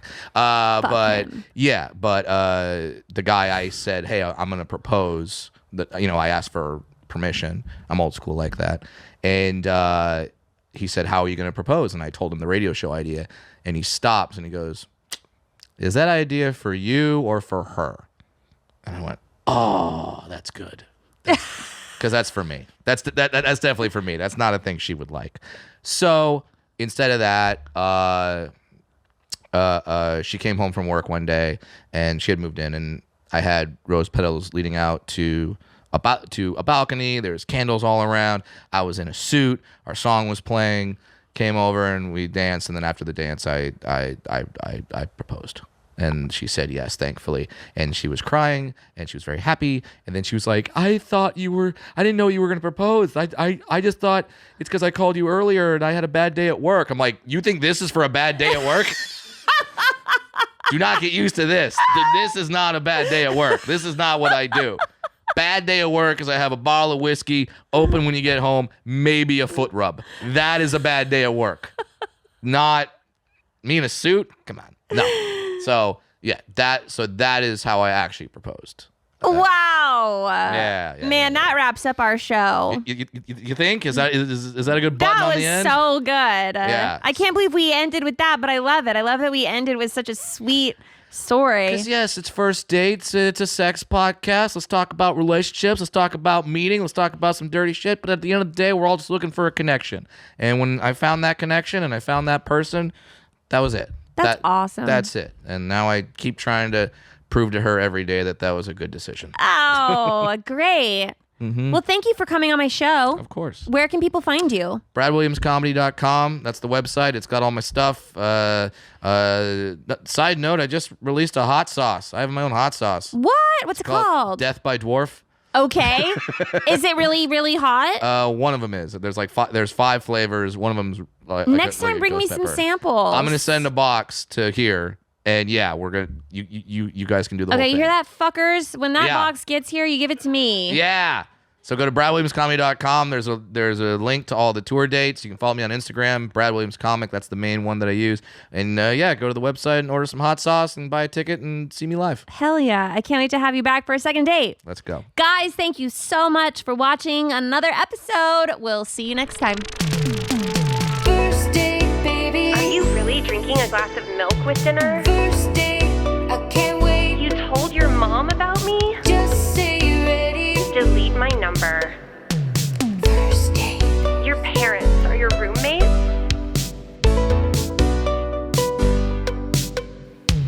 First date. I'm so excited to see you tonight.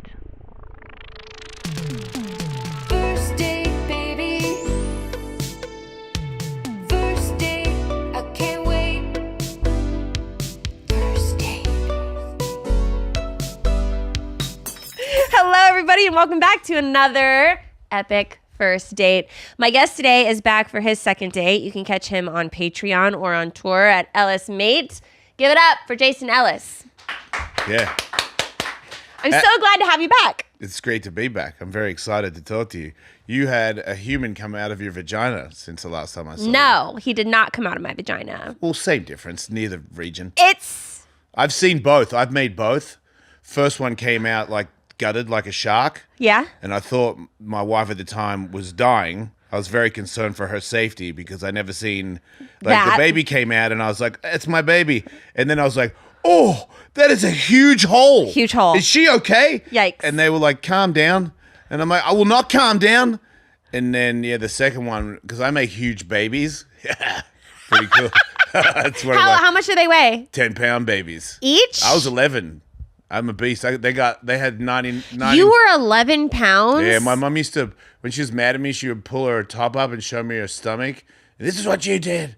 And I remember because it was like, I was like, oh, because I thought it looked like a shark attacked her. Wow. Yeah, I destroyed her. The doctor said I was a lazy baby.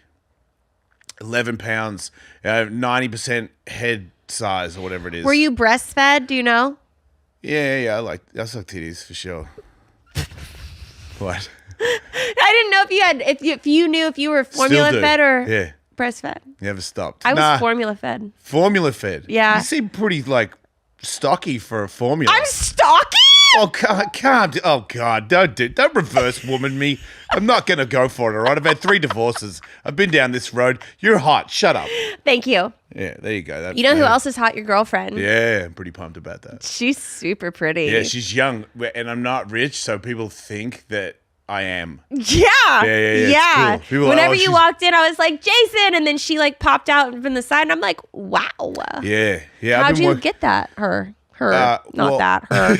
Sorry. How'd you get that piece of ass? She slid into my DMs after a comedy show. My God. right. You must have been really funny. That's how funny I am these days. Yeah, I've really flipped it. Wow. And I'm sober, and she's sober. So that's kind of, because I can't go out with somebody that isn't. So that Really? Is it hard? I tried. Yeah, I really tried. Yeah. I've done everything like really badly, like so many times, because that's how I learn, the Yeah. hard way. And I've done everything so bad, and I've tried everything.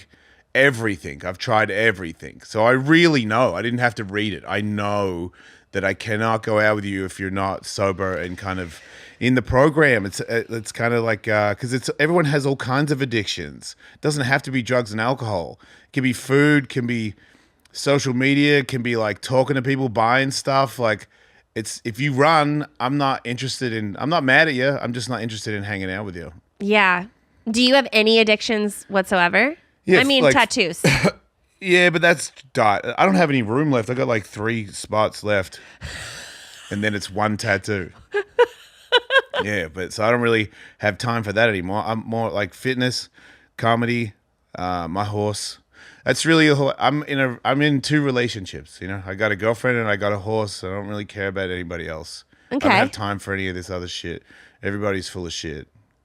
I love my horse. That's all I do is hang out with my horse. I talk to him all day. He talks to me, and my girlfriend and I are best friends.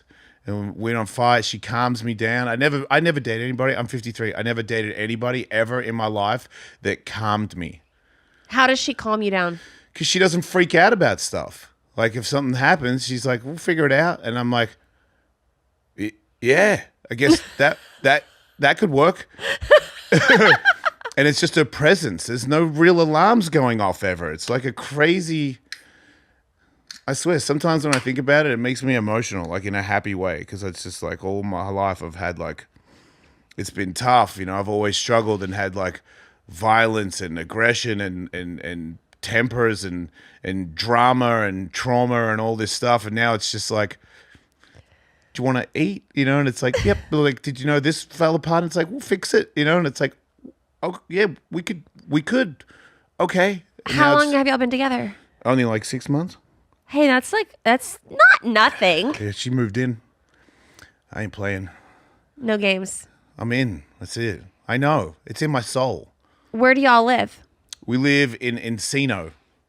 California. Yeah, in the valley. Okay. Yeah. I live 20 minutes from my horse and 20 minutes from the comedy store. I'm right in the middle of where I want to be. Okay. Yeah. Where does your horse live? It's not entirely my horse because I don't have any money, so it's my rich friend's horse. But I hang out with the horse more than her because she's a bigger, more successful comedian. You might have heard of her. Her name's Whitney Cummings. I was gonna say, I'm like, this is really leaning towards Whitney Cummings. Yeah, so she has been such a big help. She's such a good friend to me. And when I had a girlfriend last year who got me into horses, so I'm very grateful for meeting her too. But when we broke up, I was no longer allowed to see that horse. And I told Whitney, and Whitney was like, come meet my horse. And I was like, okay. And then me and him just hit it off. And she was like, you guys are friends. Like, you can come see him whenever you want. And I lost a friend recently. Like, my best friend passed away. So I just started going there every day. And she was like, you can sleep there if you want. And I was like, really? And then I don't read. I started reading books about horses and learning stuff. So you're really falling in love with horses. Yeah. I hang out there. It's like if I'm on the road, I can't go. But when I'm home, I just go see him every morning. Yeah. And hang out with him. Ride him bareback. Really? Yeah. I Oh, make him. that's He cute. does horse wheelies for me. And burnouts. Wow. Yeah. It's like a car. Is he like a car friend? I love cars, but they don't talk. You know what I mean? They're soulless. Yeah. Horses are different. Horses have taught me how to treat people. Like if you suck, I know you suck before you talk. If you're trying to get something from me, I know it before you say it. Really? Because horses they can't talk. You've got a good intuition then. Because I read people like I read horses. That's why all horses are my friends. Because they know I'm okay. Well, I've got some follow-up questions for you. Let's follow it up. So the last time you were on my show, Yeah, I got brain damage, so I don't remember what happened. how'd you get brain damage? I got punched in the head and kicked in the head, and I crashed my cars a lot. Where I race cars and Wait, when? and fighting. All my whole life, I've been knocked out. Oh, you're saying You that forgot. you've got brain damage in general. Yeah, like CTE or whatever it is, for sure. I mean, they got to study my brain when I die, but I mean, I'm basically a doctor. I'm a doctor when permanent patient. I'm a doctor when it comes to brain damage, broken bones, torn ligaments, and like fractures, dislocations, all that stuff. Because I've had so many of them. I've never been wrong. Every time I go, oh man, I tore my meniscus, and they get an MRI, and the doctor goes, you tore your meniscus. I'm like, duh. I'm a doctor, you dumbass. You know? Because you know. I do. Well, What did I say? you said a lot, but you also brought me donuts instead of roses. And do you remember doing that? I do. You Because brought that's me. my favorite thing. Oh. I love donuts. They make me so happy. Today I had a bag. I went to the beach over the weekend, Yeah. and I had this bag of popcorn, but it was like. You brought a bag of popcorn Hold to the on. beach? Wait. It was like muddy popcorn. It has like the chocolate and the sea salt on it. Okay. Yeah. What do they call that? I don't know what they call that. Fun. Yes. Yeah. Well, it was in the back of my car, and I forgot that it was in the back of my car. So it was like this big melted ball of goodness. Okay. Wait, so you just stuck your muddy hand in there? Stuck my hand in it, and I started eating it. And then it was so good that I had to throw it away. Hashtag mum life. I was like, oh my God. It's like just like this gremlin in this parking garage Live it shoving up. my mouth full of. You deserve it. But it reminded me when you were coming on my podcast, I was like, oh my gosh, Jason brought me donuts last time too. See, now I feel bad Why? because I didn't bring you anything. Oh, it's okay. You wooed me on the first date, and now we're here. Nice. So we're on our second date. Okay. So you also said that you like gangster bitches. Yeah, not anymore. I was gonna say your girlfriend Wow. is not a gangster bitch. Yeah, because I made all these mistakes going out with people. I was into I like ghetto chicks, tattoo. Like if you have face tattoos, too many tattoos, I'm super into it because I was into like porn people and like evil people because I liked evil. So I don't like evil anymore. I stopped. What's so funny about not liking evil anymore? We're proud of you. Thank you. Somebody should thank me for it because it's not good. No, it's not. I was good. addicted to bone. I wanted to come on everybody all the time. Like it was super hard for me not to want to come on everybody. I was like, I never wanted to bum out anybody just in case there was a chance later on down the road that they wanted me to come on them. So I was always like taking hits from people where I was like, maybe we'll patch it up later and I'll come on you. You know, so I had to like play it safe. Now I just keep it real because I don't need anybody anymore. I need one person. I don't even jerk off anymore. We don't need to if you have a girlfriend that looks like that. Sometimes I jerk off. Like she was gone for like 4 days, and I went to jerk off, and I just gave up because I was like, well, "What am I doing? I don't need to do it." Because I used to like jizz on stuff to run. Because if I do stuff like that, then I'm out of my head. But I like being in my head now, so I don't run from anything, and I don't like find those people attractive. I don't want to have sex with random people anymore because I don't need to run. I don't do drugs. I don't have sex with people. I don't run. I stay in my own head. If things are bad, I just deal with it because of all the work I've put in. Which is the thing I have to say. Don't DM me anymore, everybody. Gay guys, tattoo girls, all the hoes. No offense, good for you, but I'm out. Stop doing it. Everyone's always trying to like hit on me. Oh, I like you. I'm a tattoo girl. And I'm like, ew, gross. No offense, but ew.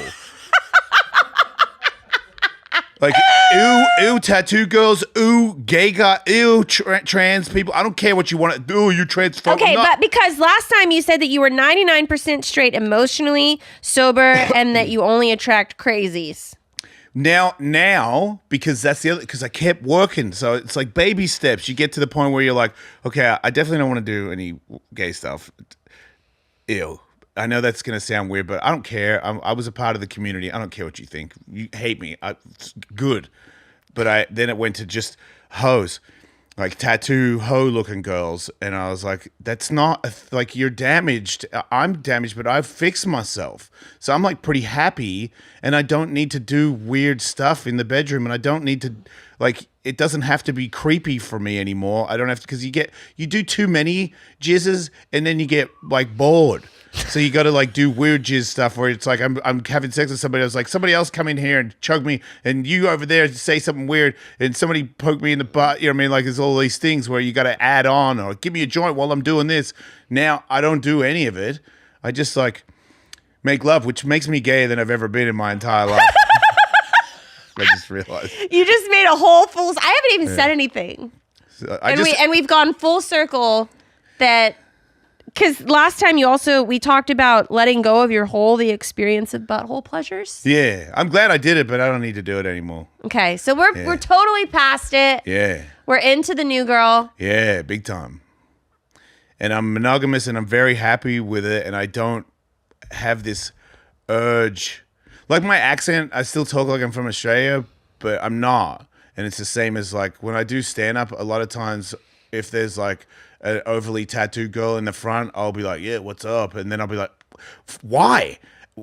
Like if she does agree to it, you don't want to do it. It's just like old instincts that like see those girls. And Old go, instincts die hard. Guys, you've probably heard of Viagra or Cialis. Maybe even tried them. But if you want something beyond the usual pill, meet Rougiette Ready. Unlike others, Rougiette Ready is a next-gen prescription treatment that boosts arousal in the brain and increases blood flow. If the usual pills aren't working, Rougiette Ready could be your answer. Its 3-in-1 formula dissolves under your tongue for fast absorption, ready in about 15 minutes with effects lasting up to 36 hours. That means confidence and control when it counts. Over 150,000 men have switched. Check out their reviews on the site.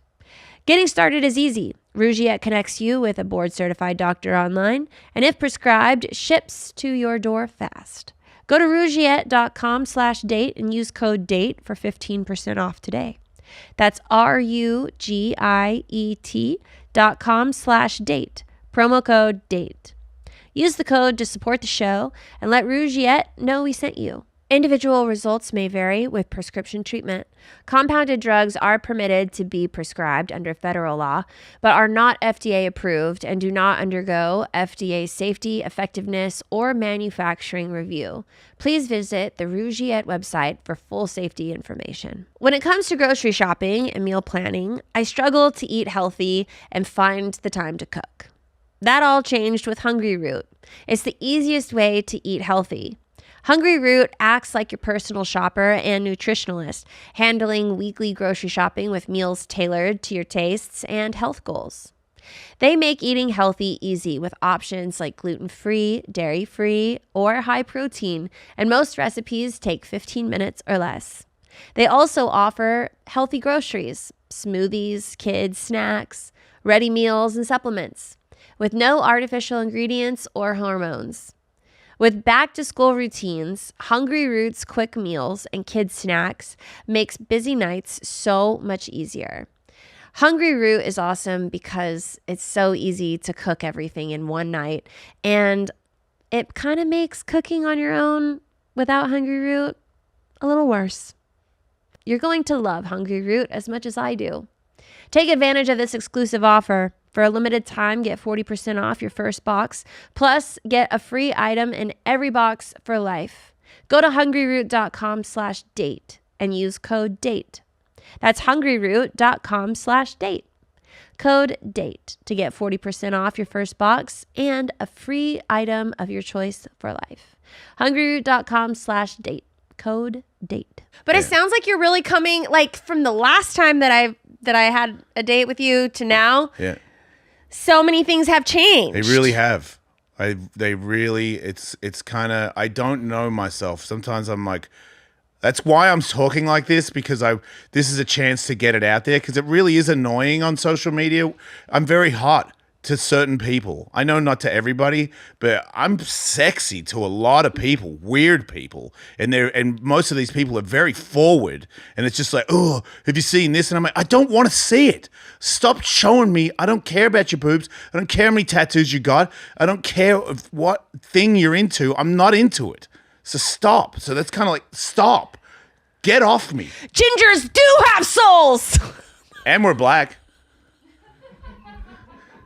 Black chicks dig me too. But stop. Have you seen the Gingers Do Have Souls YouTube video? Of course. That's what this reminds me of. Yeah, I'm very soulful. I'm like James Brown, we're both black. Okay.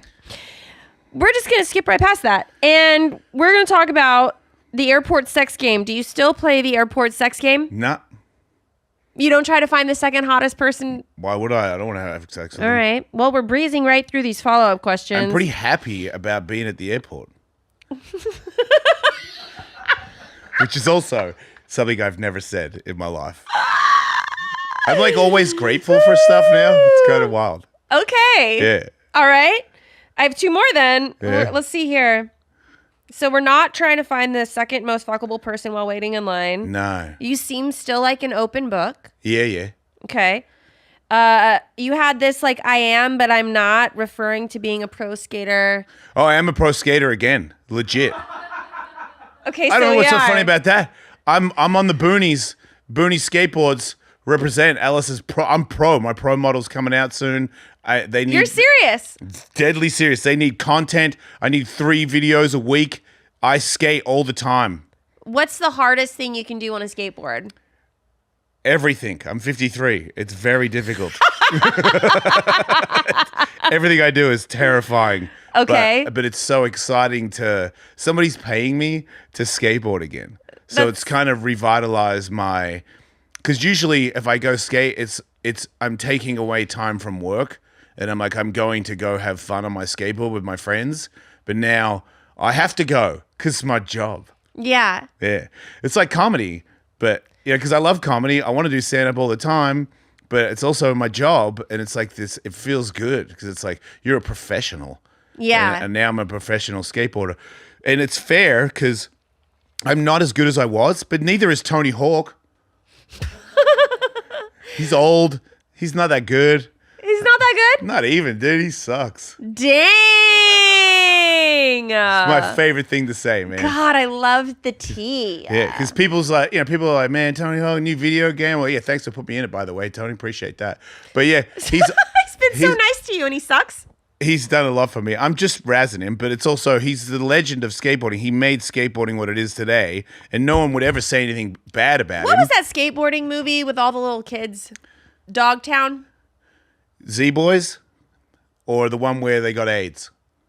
I don't think they got AIDS in this one. This was There's like the one in Disney San Francisco version. where somebody gave somebody AIDS.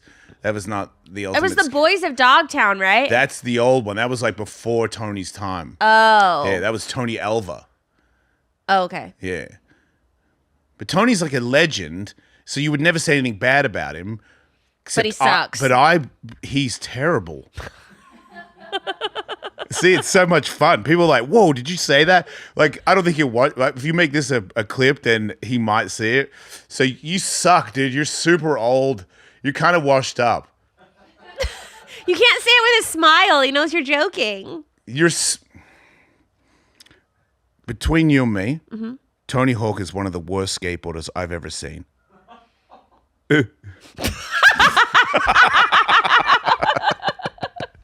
He's so bad. Between you, me, and the rest of the internet. Yeah. All right. Well, what is the most romantic thing that you have done for your girlfriend so far? Oh, that actually happened recently, and she reminded me of it today. I was on the road last week in Providence, Rhode Island, and I was walking down the street, and I found some hippie incense place, and they had all these little rocks and little like beads and stuff, and I collected a bunch of beads and got the fishing wire thing and all the little names, and I made a bracelet because she calls me Zaddy. Because Zaddy, I didn't know this, but Zaddy is like an older guy that's like A daddy. yeah. So I'm a Zaddy. So I put Jason and Zaddy in it, and with all these little jewels and little stones. Oh, you love it. It's very romantic. I spent hours putting this thing together. I'd never made jewelry before. And when I gave it to her, she was like, who made this? I was like, I made it. And she couldn't believe it. And she said it's the nicest thing any man has ever done for her. Really? Yeah. Wow. Zaddy vibes. Zaddy in the house. Huh? Yeah. Do you guys, does she travel around with you? What does she do? She's a fit model. I can tell. That's obvious. And we're going to Utah. She might sell insurance for one of my friend's insurance companies. Okay. And so she can work from home. So Yeah. that's what she does right now. So what's next? What are your big plans? I'm just trying to be really good at comedy and, still skate. And I almost got a bare knuckle fight. Bare knuckle reached out to me and they were like, would you take a fight? And I was like, yeah, for money, like if you pay me enough money to pay off my ex-wife, I'll fight anybody. I'll fight an elephant for that fee, but I don't know if they're going to give me that kind of money. Yeah. So I don't really want to fight anymore, but I train like veterans every Saturday.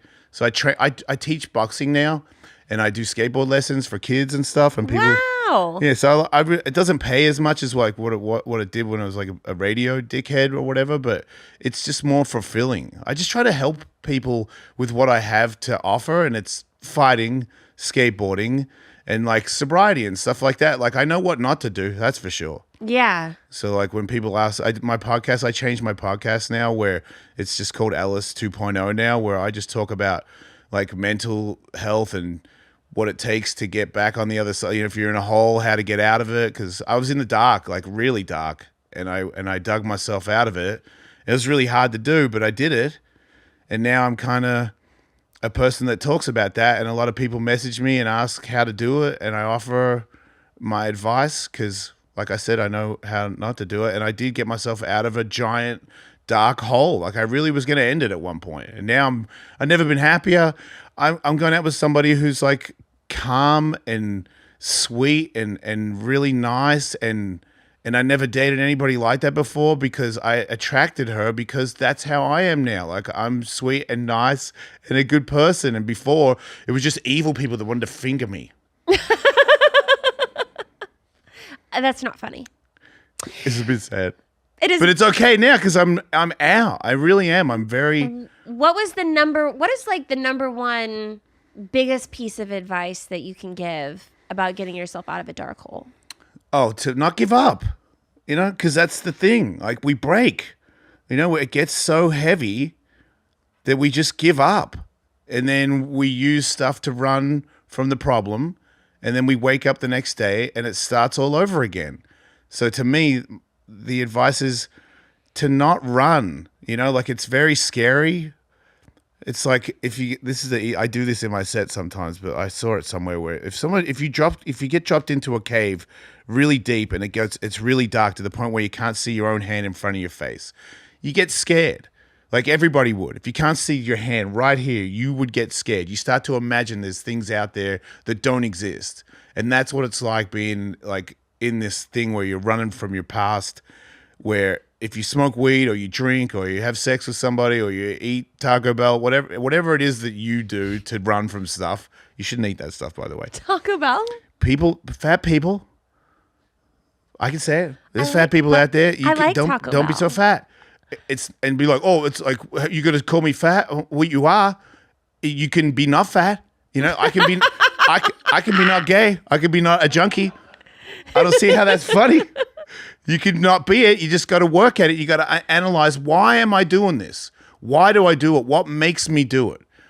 The things that, like, when things get tough, you go, let me watch Netflix, or I'll go out, I'll have a beer. Like, you're running from it. You got to sit with it and face it and analyze it. What can I do to change it? If there's nothing I can do to change it, accept it and move on. And I feel like a lot of people might be like, they can say, I've accepted it, I've moved on. You probably haven't. You need to really sit with it, like days, nights, by yourself, not like reading a book or flicking through TikTok. You got to sit with it and like really understand why you act a certain way when you hear or find out certain things, and you make those adjustments, and you have to work on it every day. You don't go, I'm fixed, let's go out. Like you got to, it's every morning I wake up, I pray, I do a grateful list. Like I do things that are positive for myself. I eat right. I take care of myself. I take care of other people. Like my main thing is I wake up in the morning, I'm like, what can I do to help somebody today? Is there anything I can do that can make anybody's day better?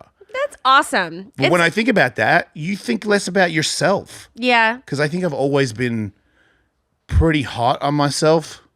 Like I always thought I was pretty cool. Obviously, Yeah. I am very cool, but like, relax. It's not that big of a deal.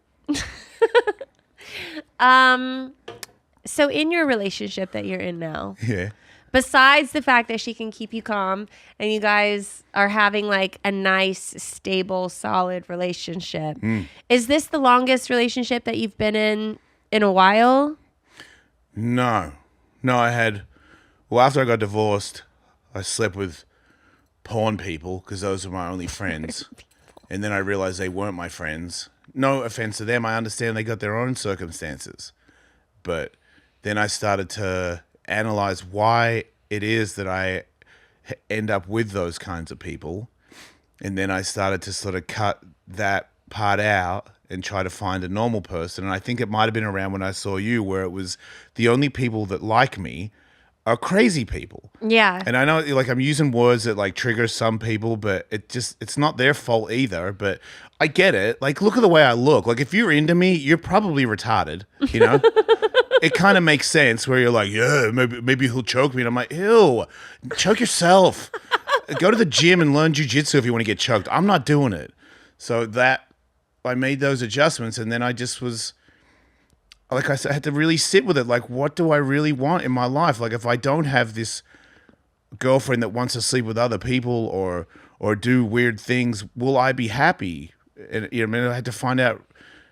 Like, is this a lie? Like, am I pretending to be somebody to make me happy? Like, just pretending to be somebody who's a nice person and likes just normal stuff, like a normal day, like enjoy a sandwich or something. And I was like, I don't feel like that I could ever be that. I've always been a guy that's like, I need fire and explosions and titties, you know, like everybody's titties, not 2. I need 100 of them. Yeah. And then with time, I just became. I went on dates where I was like, I'm not going to try to sleep with them, which is also weird. When you don't try to sleep with a girl, this is how sad the world is. People would always thank me for not trying to sleep with them after dinner. And I'm like, who tries to bone you after dinner? It's one dinner. You don't know me. Why? But apparently all dudes do.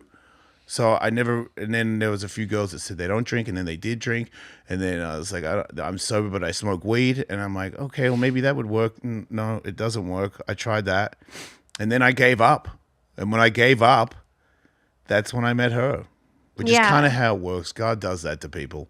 So you've let go of a lot of the freakiness. Like, you're not All of it.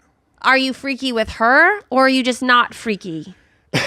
I mean, this is the other thing. I used to tell everybody everything, but like what my girlfriend and I do in the bedroom. Oh, well, don't be lame. It's not a secret. Don't let it be a secret. I'm not what I was. Okay. We talk a lot, but You're right. You are still gay. in a different way. But yeah, I agree.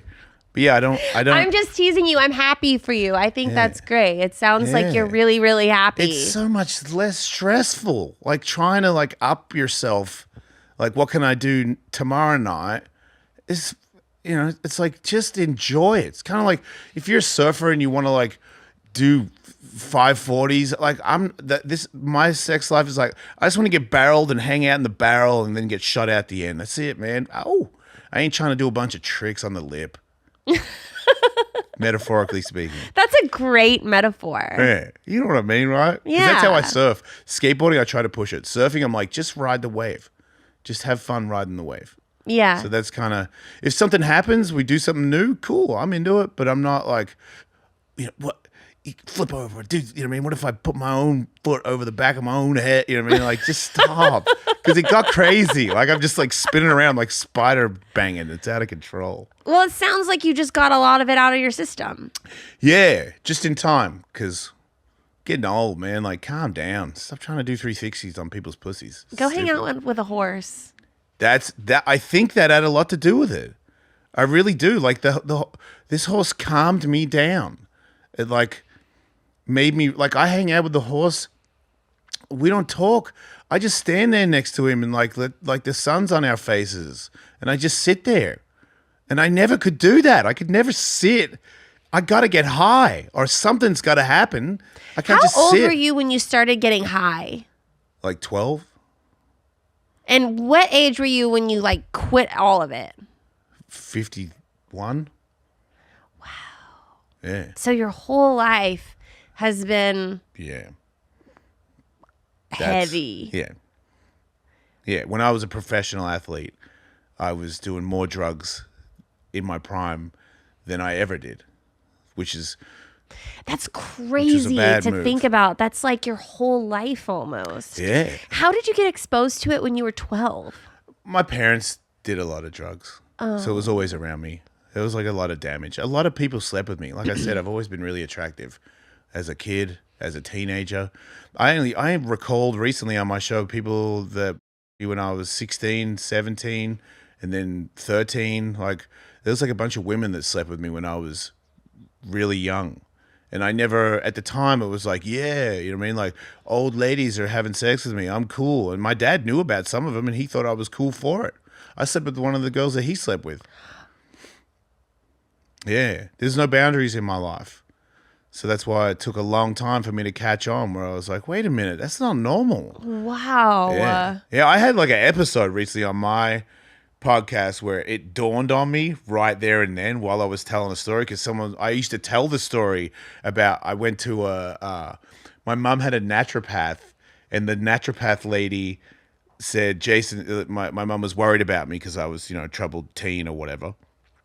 And she was like, I'll take him to this camp. It's a 3-day camp to help people with mental breakdowns and stuff like that. So I go, and I'm 16 or 17, maybe not even 17 yet because I hadn't been to America yet. And it's a 3-day thing, and it's like everyone there is old, like just old people. And one of the days, because they're doing like stupid therapy, or I don't know what it is, people looking in the mirror, talking to themselves. I'm like, this is so stupid. And then we go to a pool for a day, and I'm like, oh, cool, a swimming pool, and it's rented out, so there's nobody else. And they go, you have to get in the pool naked. And I'm like, I don't want to get naked around a bunch of old people. And I remember walking around the pool to get in, and everybody else is already in the pool because I was scared to take my clothes off in the dressing room with everybody. And now I'm walking around the pool, dick swinging, and they're all looking at me, and I'm like, man, this is hard. I get in the pool, and the guy goes, okay, pick a partner. And I'm like, I am not picking a partner with my dick in the water. Like, I am uncomfortable. So everybody picks a partner, and there's only one guy left, and he's like 80. He's like an 80-year-old dude, like basically just like a wobbling sea turtle in the pool. And they go, okay, team up. And I'm like, oh my God, this is brutal. And they go, so you're going to cradle your partner because it's like a rebirth or something. I forgot exactly what it was for. But all I know is at one point I have an 80-year-old man in my arms, and I'm swaying him back and forth in the water. I can feel his old skin touching me and shit. I was so grossed out. And then switch, and now he's cradling me. I don't even know how he held me up. And I'm like, they're like, this is like a rebirth. And I'm like, I'm dying right now. There's no rebirth in this. I am very uncomfortable. It ends, and then the naturopath lady, because this is in the 80s, so she comes up to me while I'm in the corner up against the wall, like standing there by myself, just like, can this please end? And she comes up to me and starts talking to me, and she had a real hairy beef, so her bush was touching my wiener, and I was like, does she know her bush is touching my wiener? But I'm like, probably not, because I don't get it. And I'm like, that's weird, that's awkward. And then next day, she's like, so your mum was going to pick you up, but we live down the road from each other, so I'll drive you home. And I was like, okay, like dumbass, I don't know. She starts driving me home, and then she pulls off the freeway and has sex with me. And I'm underage, for sure. I think at the time, because I've already had sex with not several, but 3 to 4 other adults in my teens. And also when I was a little kid, people did stuff to me. So I don't understand boundaries. This is so hardcore. Dude. Yeah, well, look at me. Why do you think I look like this? Like I figured it out recently. I was like, well, duh, no wonder you look like a jerk off. You know what I mean? All the things you've done. But then it gets worse. I go back to the house. She drops me off. And then my mom tells me the next day, she goes, they want to see you at the naturopath place. And I'm like, why? Like, she wants to talk to you. I go in there. She's not there. It's her husband. And her husband brings me into an office, says he knows that I had sexual relations with her, and starts threatening me. And I, at the time, was like, yeah, I shouldn't have done that. But because I'm from where I come from, if you threaten me, we'll go. You know what I mean? Because that's how I was raised. So I picked up the phone. I was like, try it, dude. See what happens. And he was like, you don't need to go there. And I was like, like I said, dude, you threatened me. I'll fucking hit you in the face with this phone, and we can fucking sort it out. Like, I kind of snapped for a second. And then I tell my mom about the whole thing, and she goes, oh, man, she's terrible. That's it. I'll never see her again. That's the end of it. Never brought up again about anything. And That was her reaction. Yeah, and I told that story when I was on Sirius XM like I was cool. And then when I told it, now that I've worked on myself, I told it like 2 weeks ago. I think it's out now.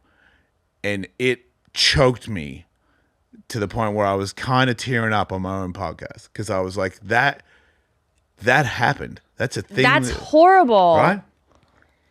Like, that's so wild. And I'm sure that you have so many stories like that. Yeah, and I forget them. That's like, because when things like that would happen, I would drink and do drugs and run from it and make it go away. You know, like I could make it go away like it didn't exist. And then I'd have this anger and depression that I'd walk around with where I'm like, I don't really understand. Like at one point I was a millionaire. I got everything I ever wanted. I'm like, but I'm not happy. And I don't understand why. And now I'm like, I know why. Because you never got to the bottom of that. Like you were used. Like people ran over you and abused you. And So you're getting your life back. I've never had my life. I've never been me. This is the first time I've been me my whole life. What I like, what I'm into, the people I hang out with, now, that's what I am. And I've never been that. What is your favorite part about being you? I'm a good guy, and I know it when I look in the mirror. That's a great feeling. You can count on me. I'll be there, you know? Yeah. I'm a better father. I'm a way better boyfriend. Because that's the other thing. I hurt people I cared about. It's like you can have an excuse because of your childhood, but the fact still remains that I did hurt the people that I loved because I had all these damaged ideas. But you of were how hurt. It's easy to hurt other people when you're hurting. Right, but it doesn't excuse it. It doesn't make it right. Right. So that's why I've made all these I've apologized to everybody that I've hurt. They've all forgiven me. And now it's like up to me to like keep going at what I'm doing and like trying to give back. Like if you're in my position, I can help you get out of it because I like that story. It's not a good story, but I'm very happy. Like I laugh all the time. I've never been happier in my whole life. So you can get out of it. Yeah. It's just really hard work. And that's the thing I notice when people reach out to me. I'm like, well, here's what you do. And they're like, well, the thing with that is, and I'm like, that's your problem. Is when you go, well, I would, but I can't because of this one thing. And I'm like, there is no excuse. You can do it. Everybody can do it. It's just, or work. And I'm like, no, just you do it. You know, it's like going to the gym. Like, I want to go to the gym. I'm tired. Go. And that's it. That's the end of it. You just go. You just do it. You go to the meeting. You talk in front of people. You ask for a sponsor. You do all the things you're supposed to do. Are they fun? I don't want to go. I do speeches in front of people. I don't want to have a speech in front of a bunch of junkies, but I do it. And afterwards, I feel better. And when you get it back, it's like going to the gym and you see yourself getting bigger. You see the number on the plates go up. You know it's working. You know, when I skated all the time, I started doing skateboard tricks I'd never done before. How's that? Because I kept skating all the time. Same rules apply to everything. You've done such a huge 180. Yeah. Since That's I've skateboard seen terminology. you. I don't know if you know that. Yeah, I do. I did my one. Let's get my rad, one you know? trick. Yeah. Wow. Well, it's good to see you again, and it's good to see that you're happy and that you're yourself and that you're vibing. I mean, you sound and you look really, really good. Are you hitting on me? Because I'm not interested in no, I will not marry you. Okay. Wow. I'm glad that you came back on and like told Did me. that one shake you? I shouldn't have done it, huh? Sorry. It's okay. You'll never come back. I'm sorry. This was a great last episode. Oh, man. I'm just kidding. I love you to pieces. Oh, I I'm love glad you. that you're happy. awesome. I love your show. You know? Since you've been here, I've gotten married and had a kid. So, Yeah, I saw it. I've been watching. you know? Yeah. Yeah. I'm taken by 2 men now. Good. I'm happy for you. Well, where can people find you? At Wolfmate on Instagram, and I think it's Jason Ellis 103 on TikTok. I don't know. But my tour dates is thejasonellis.com, and my clothing line is on there as well.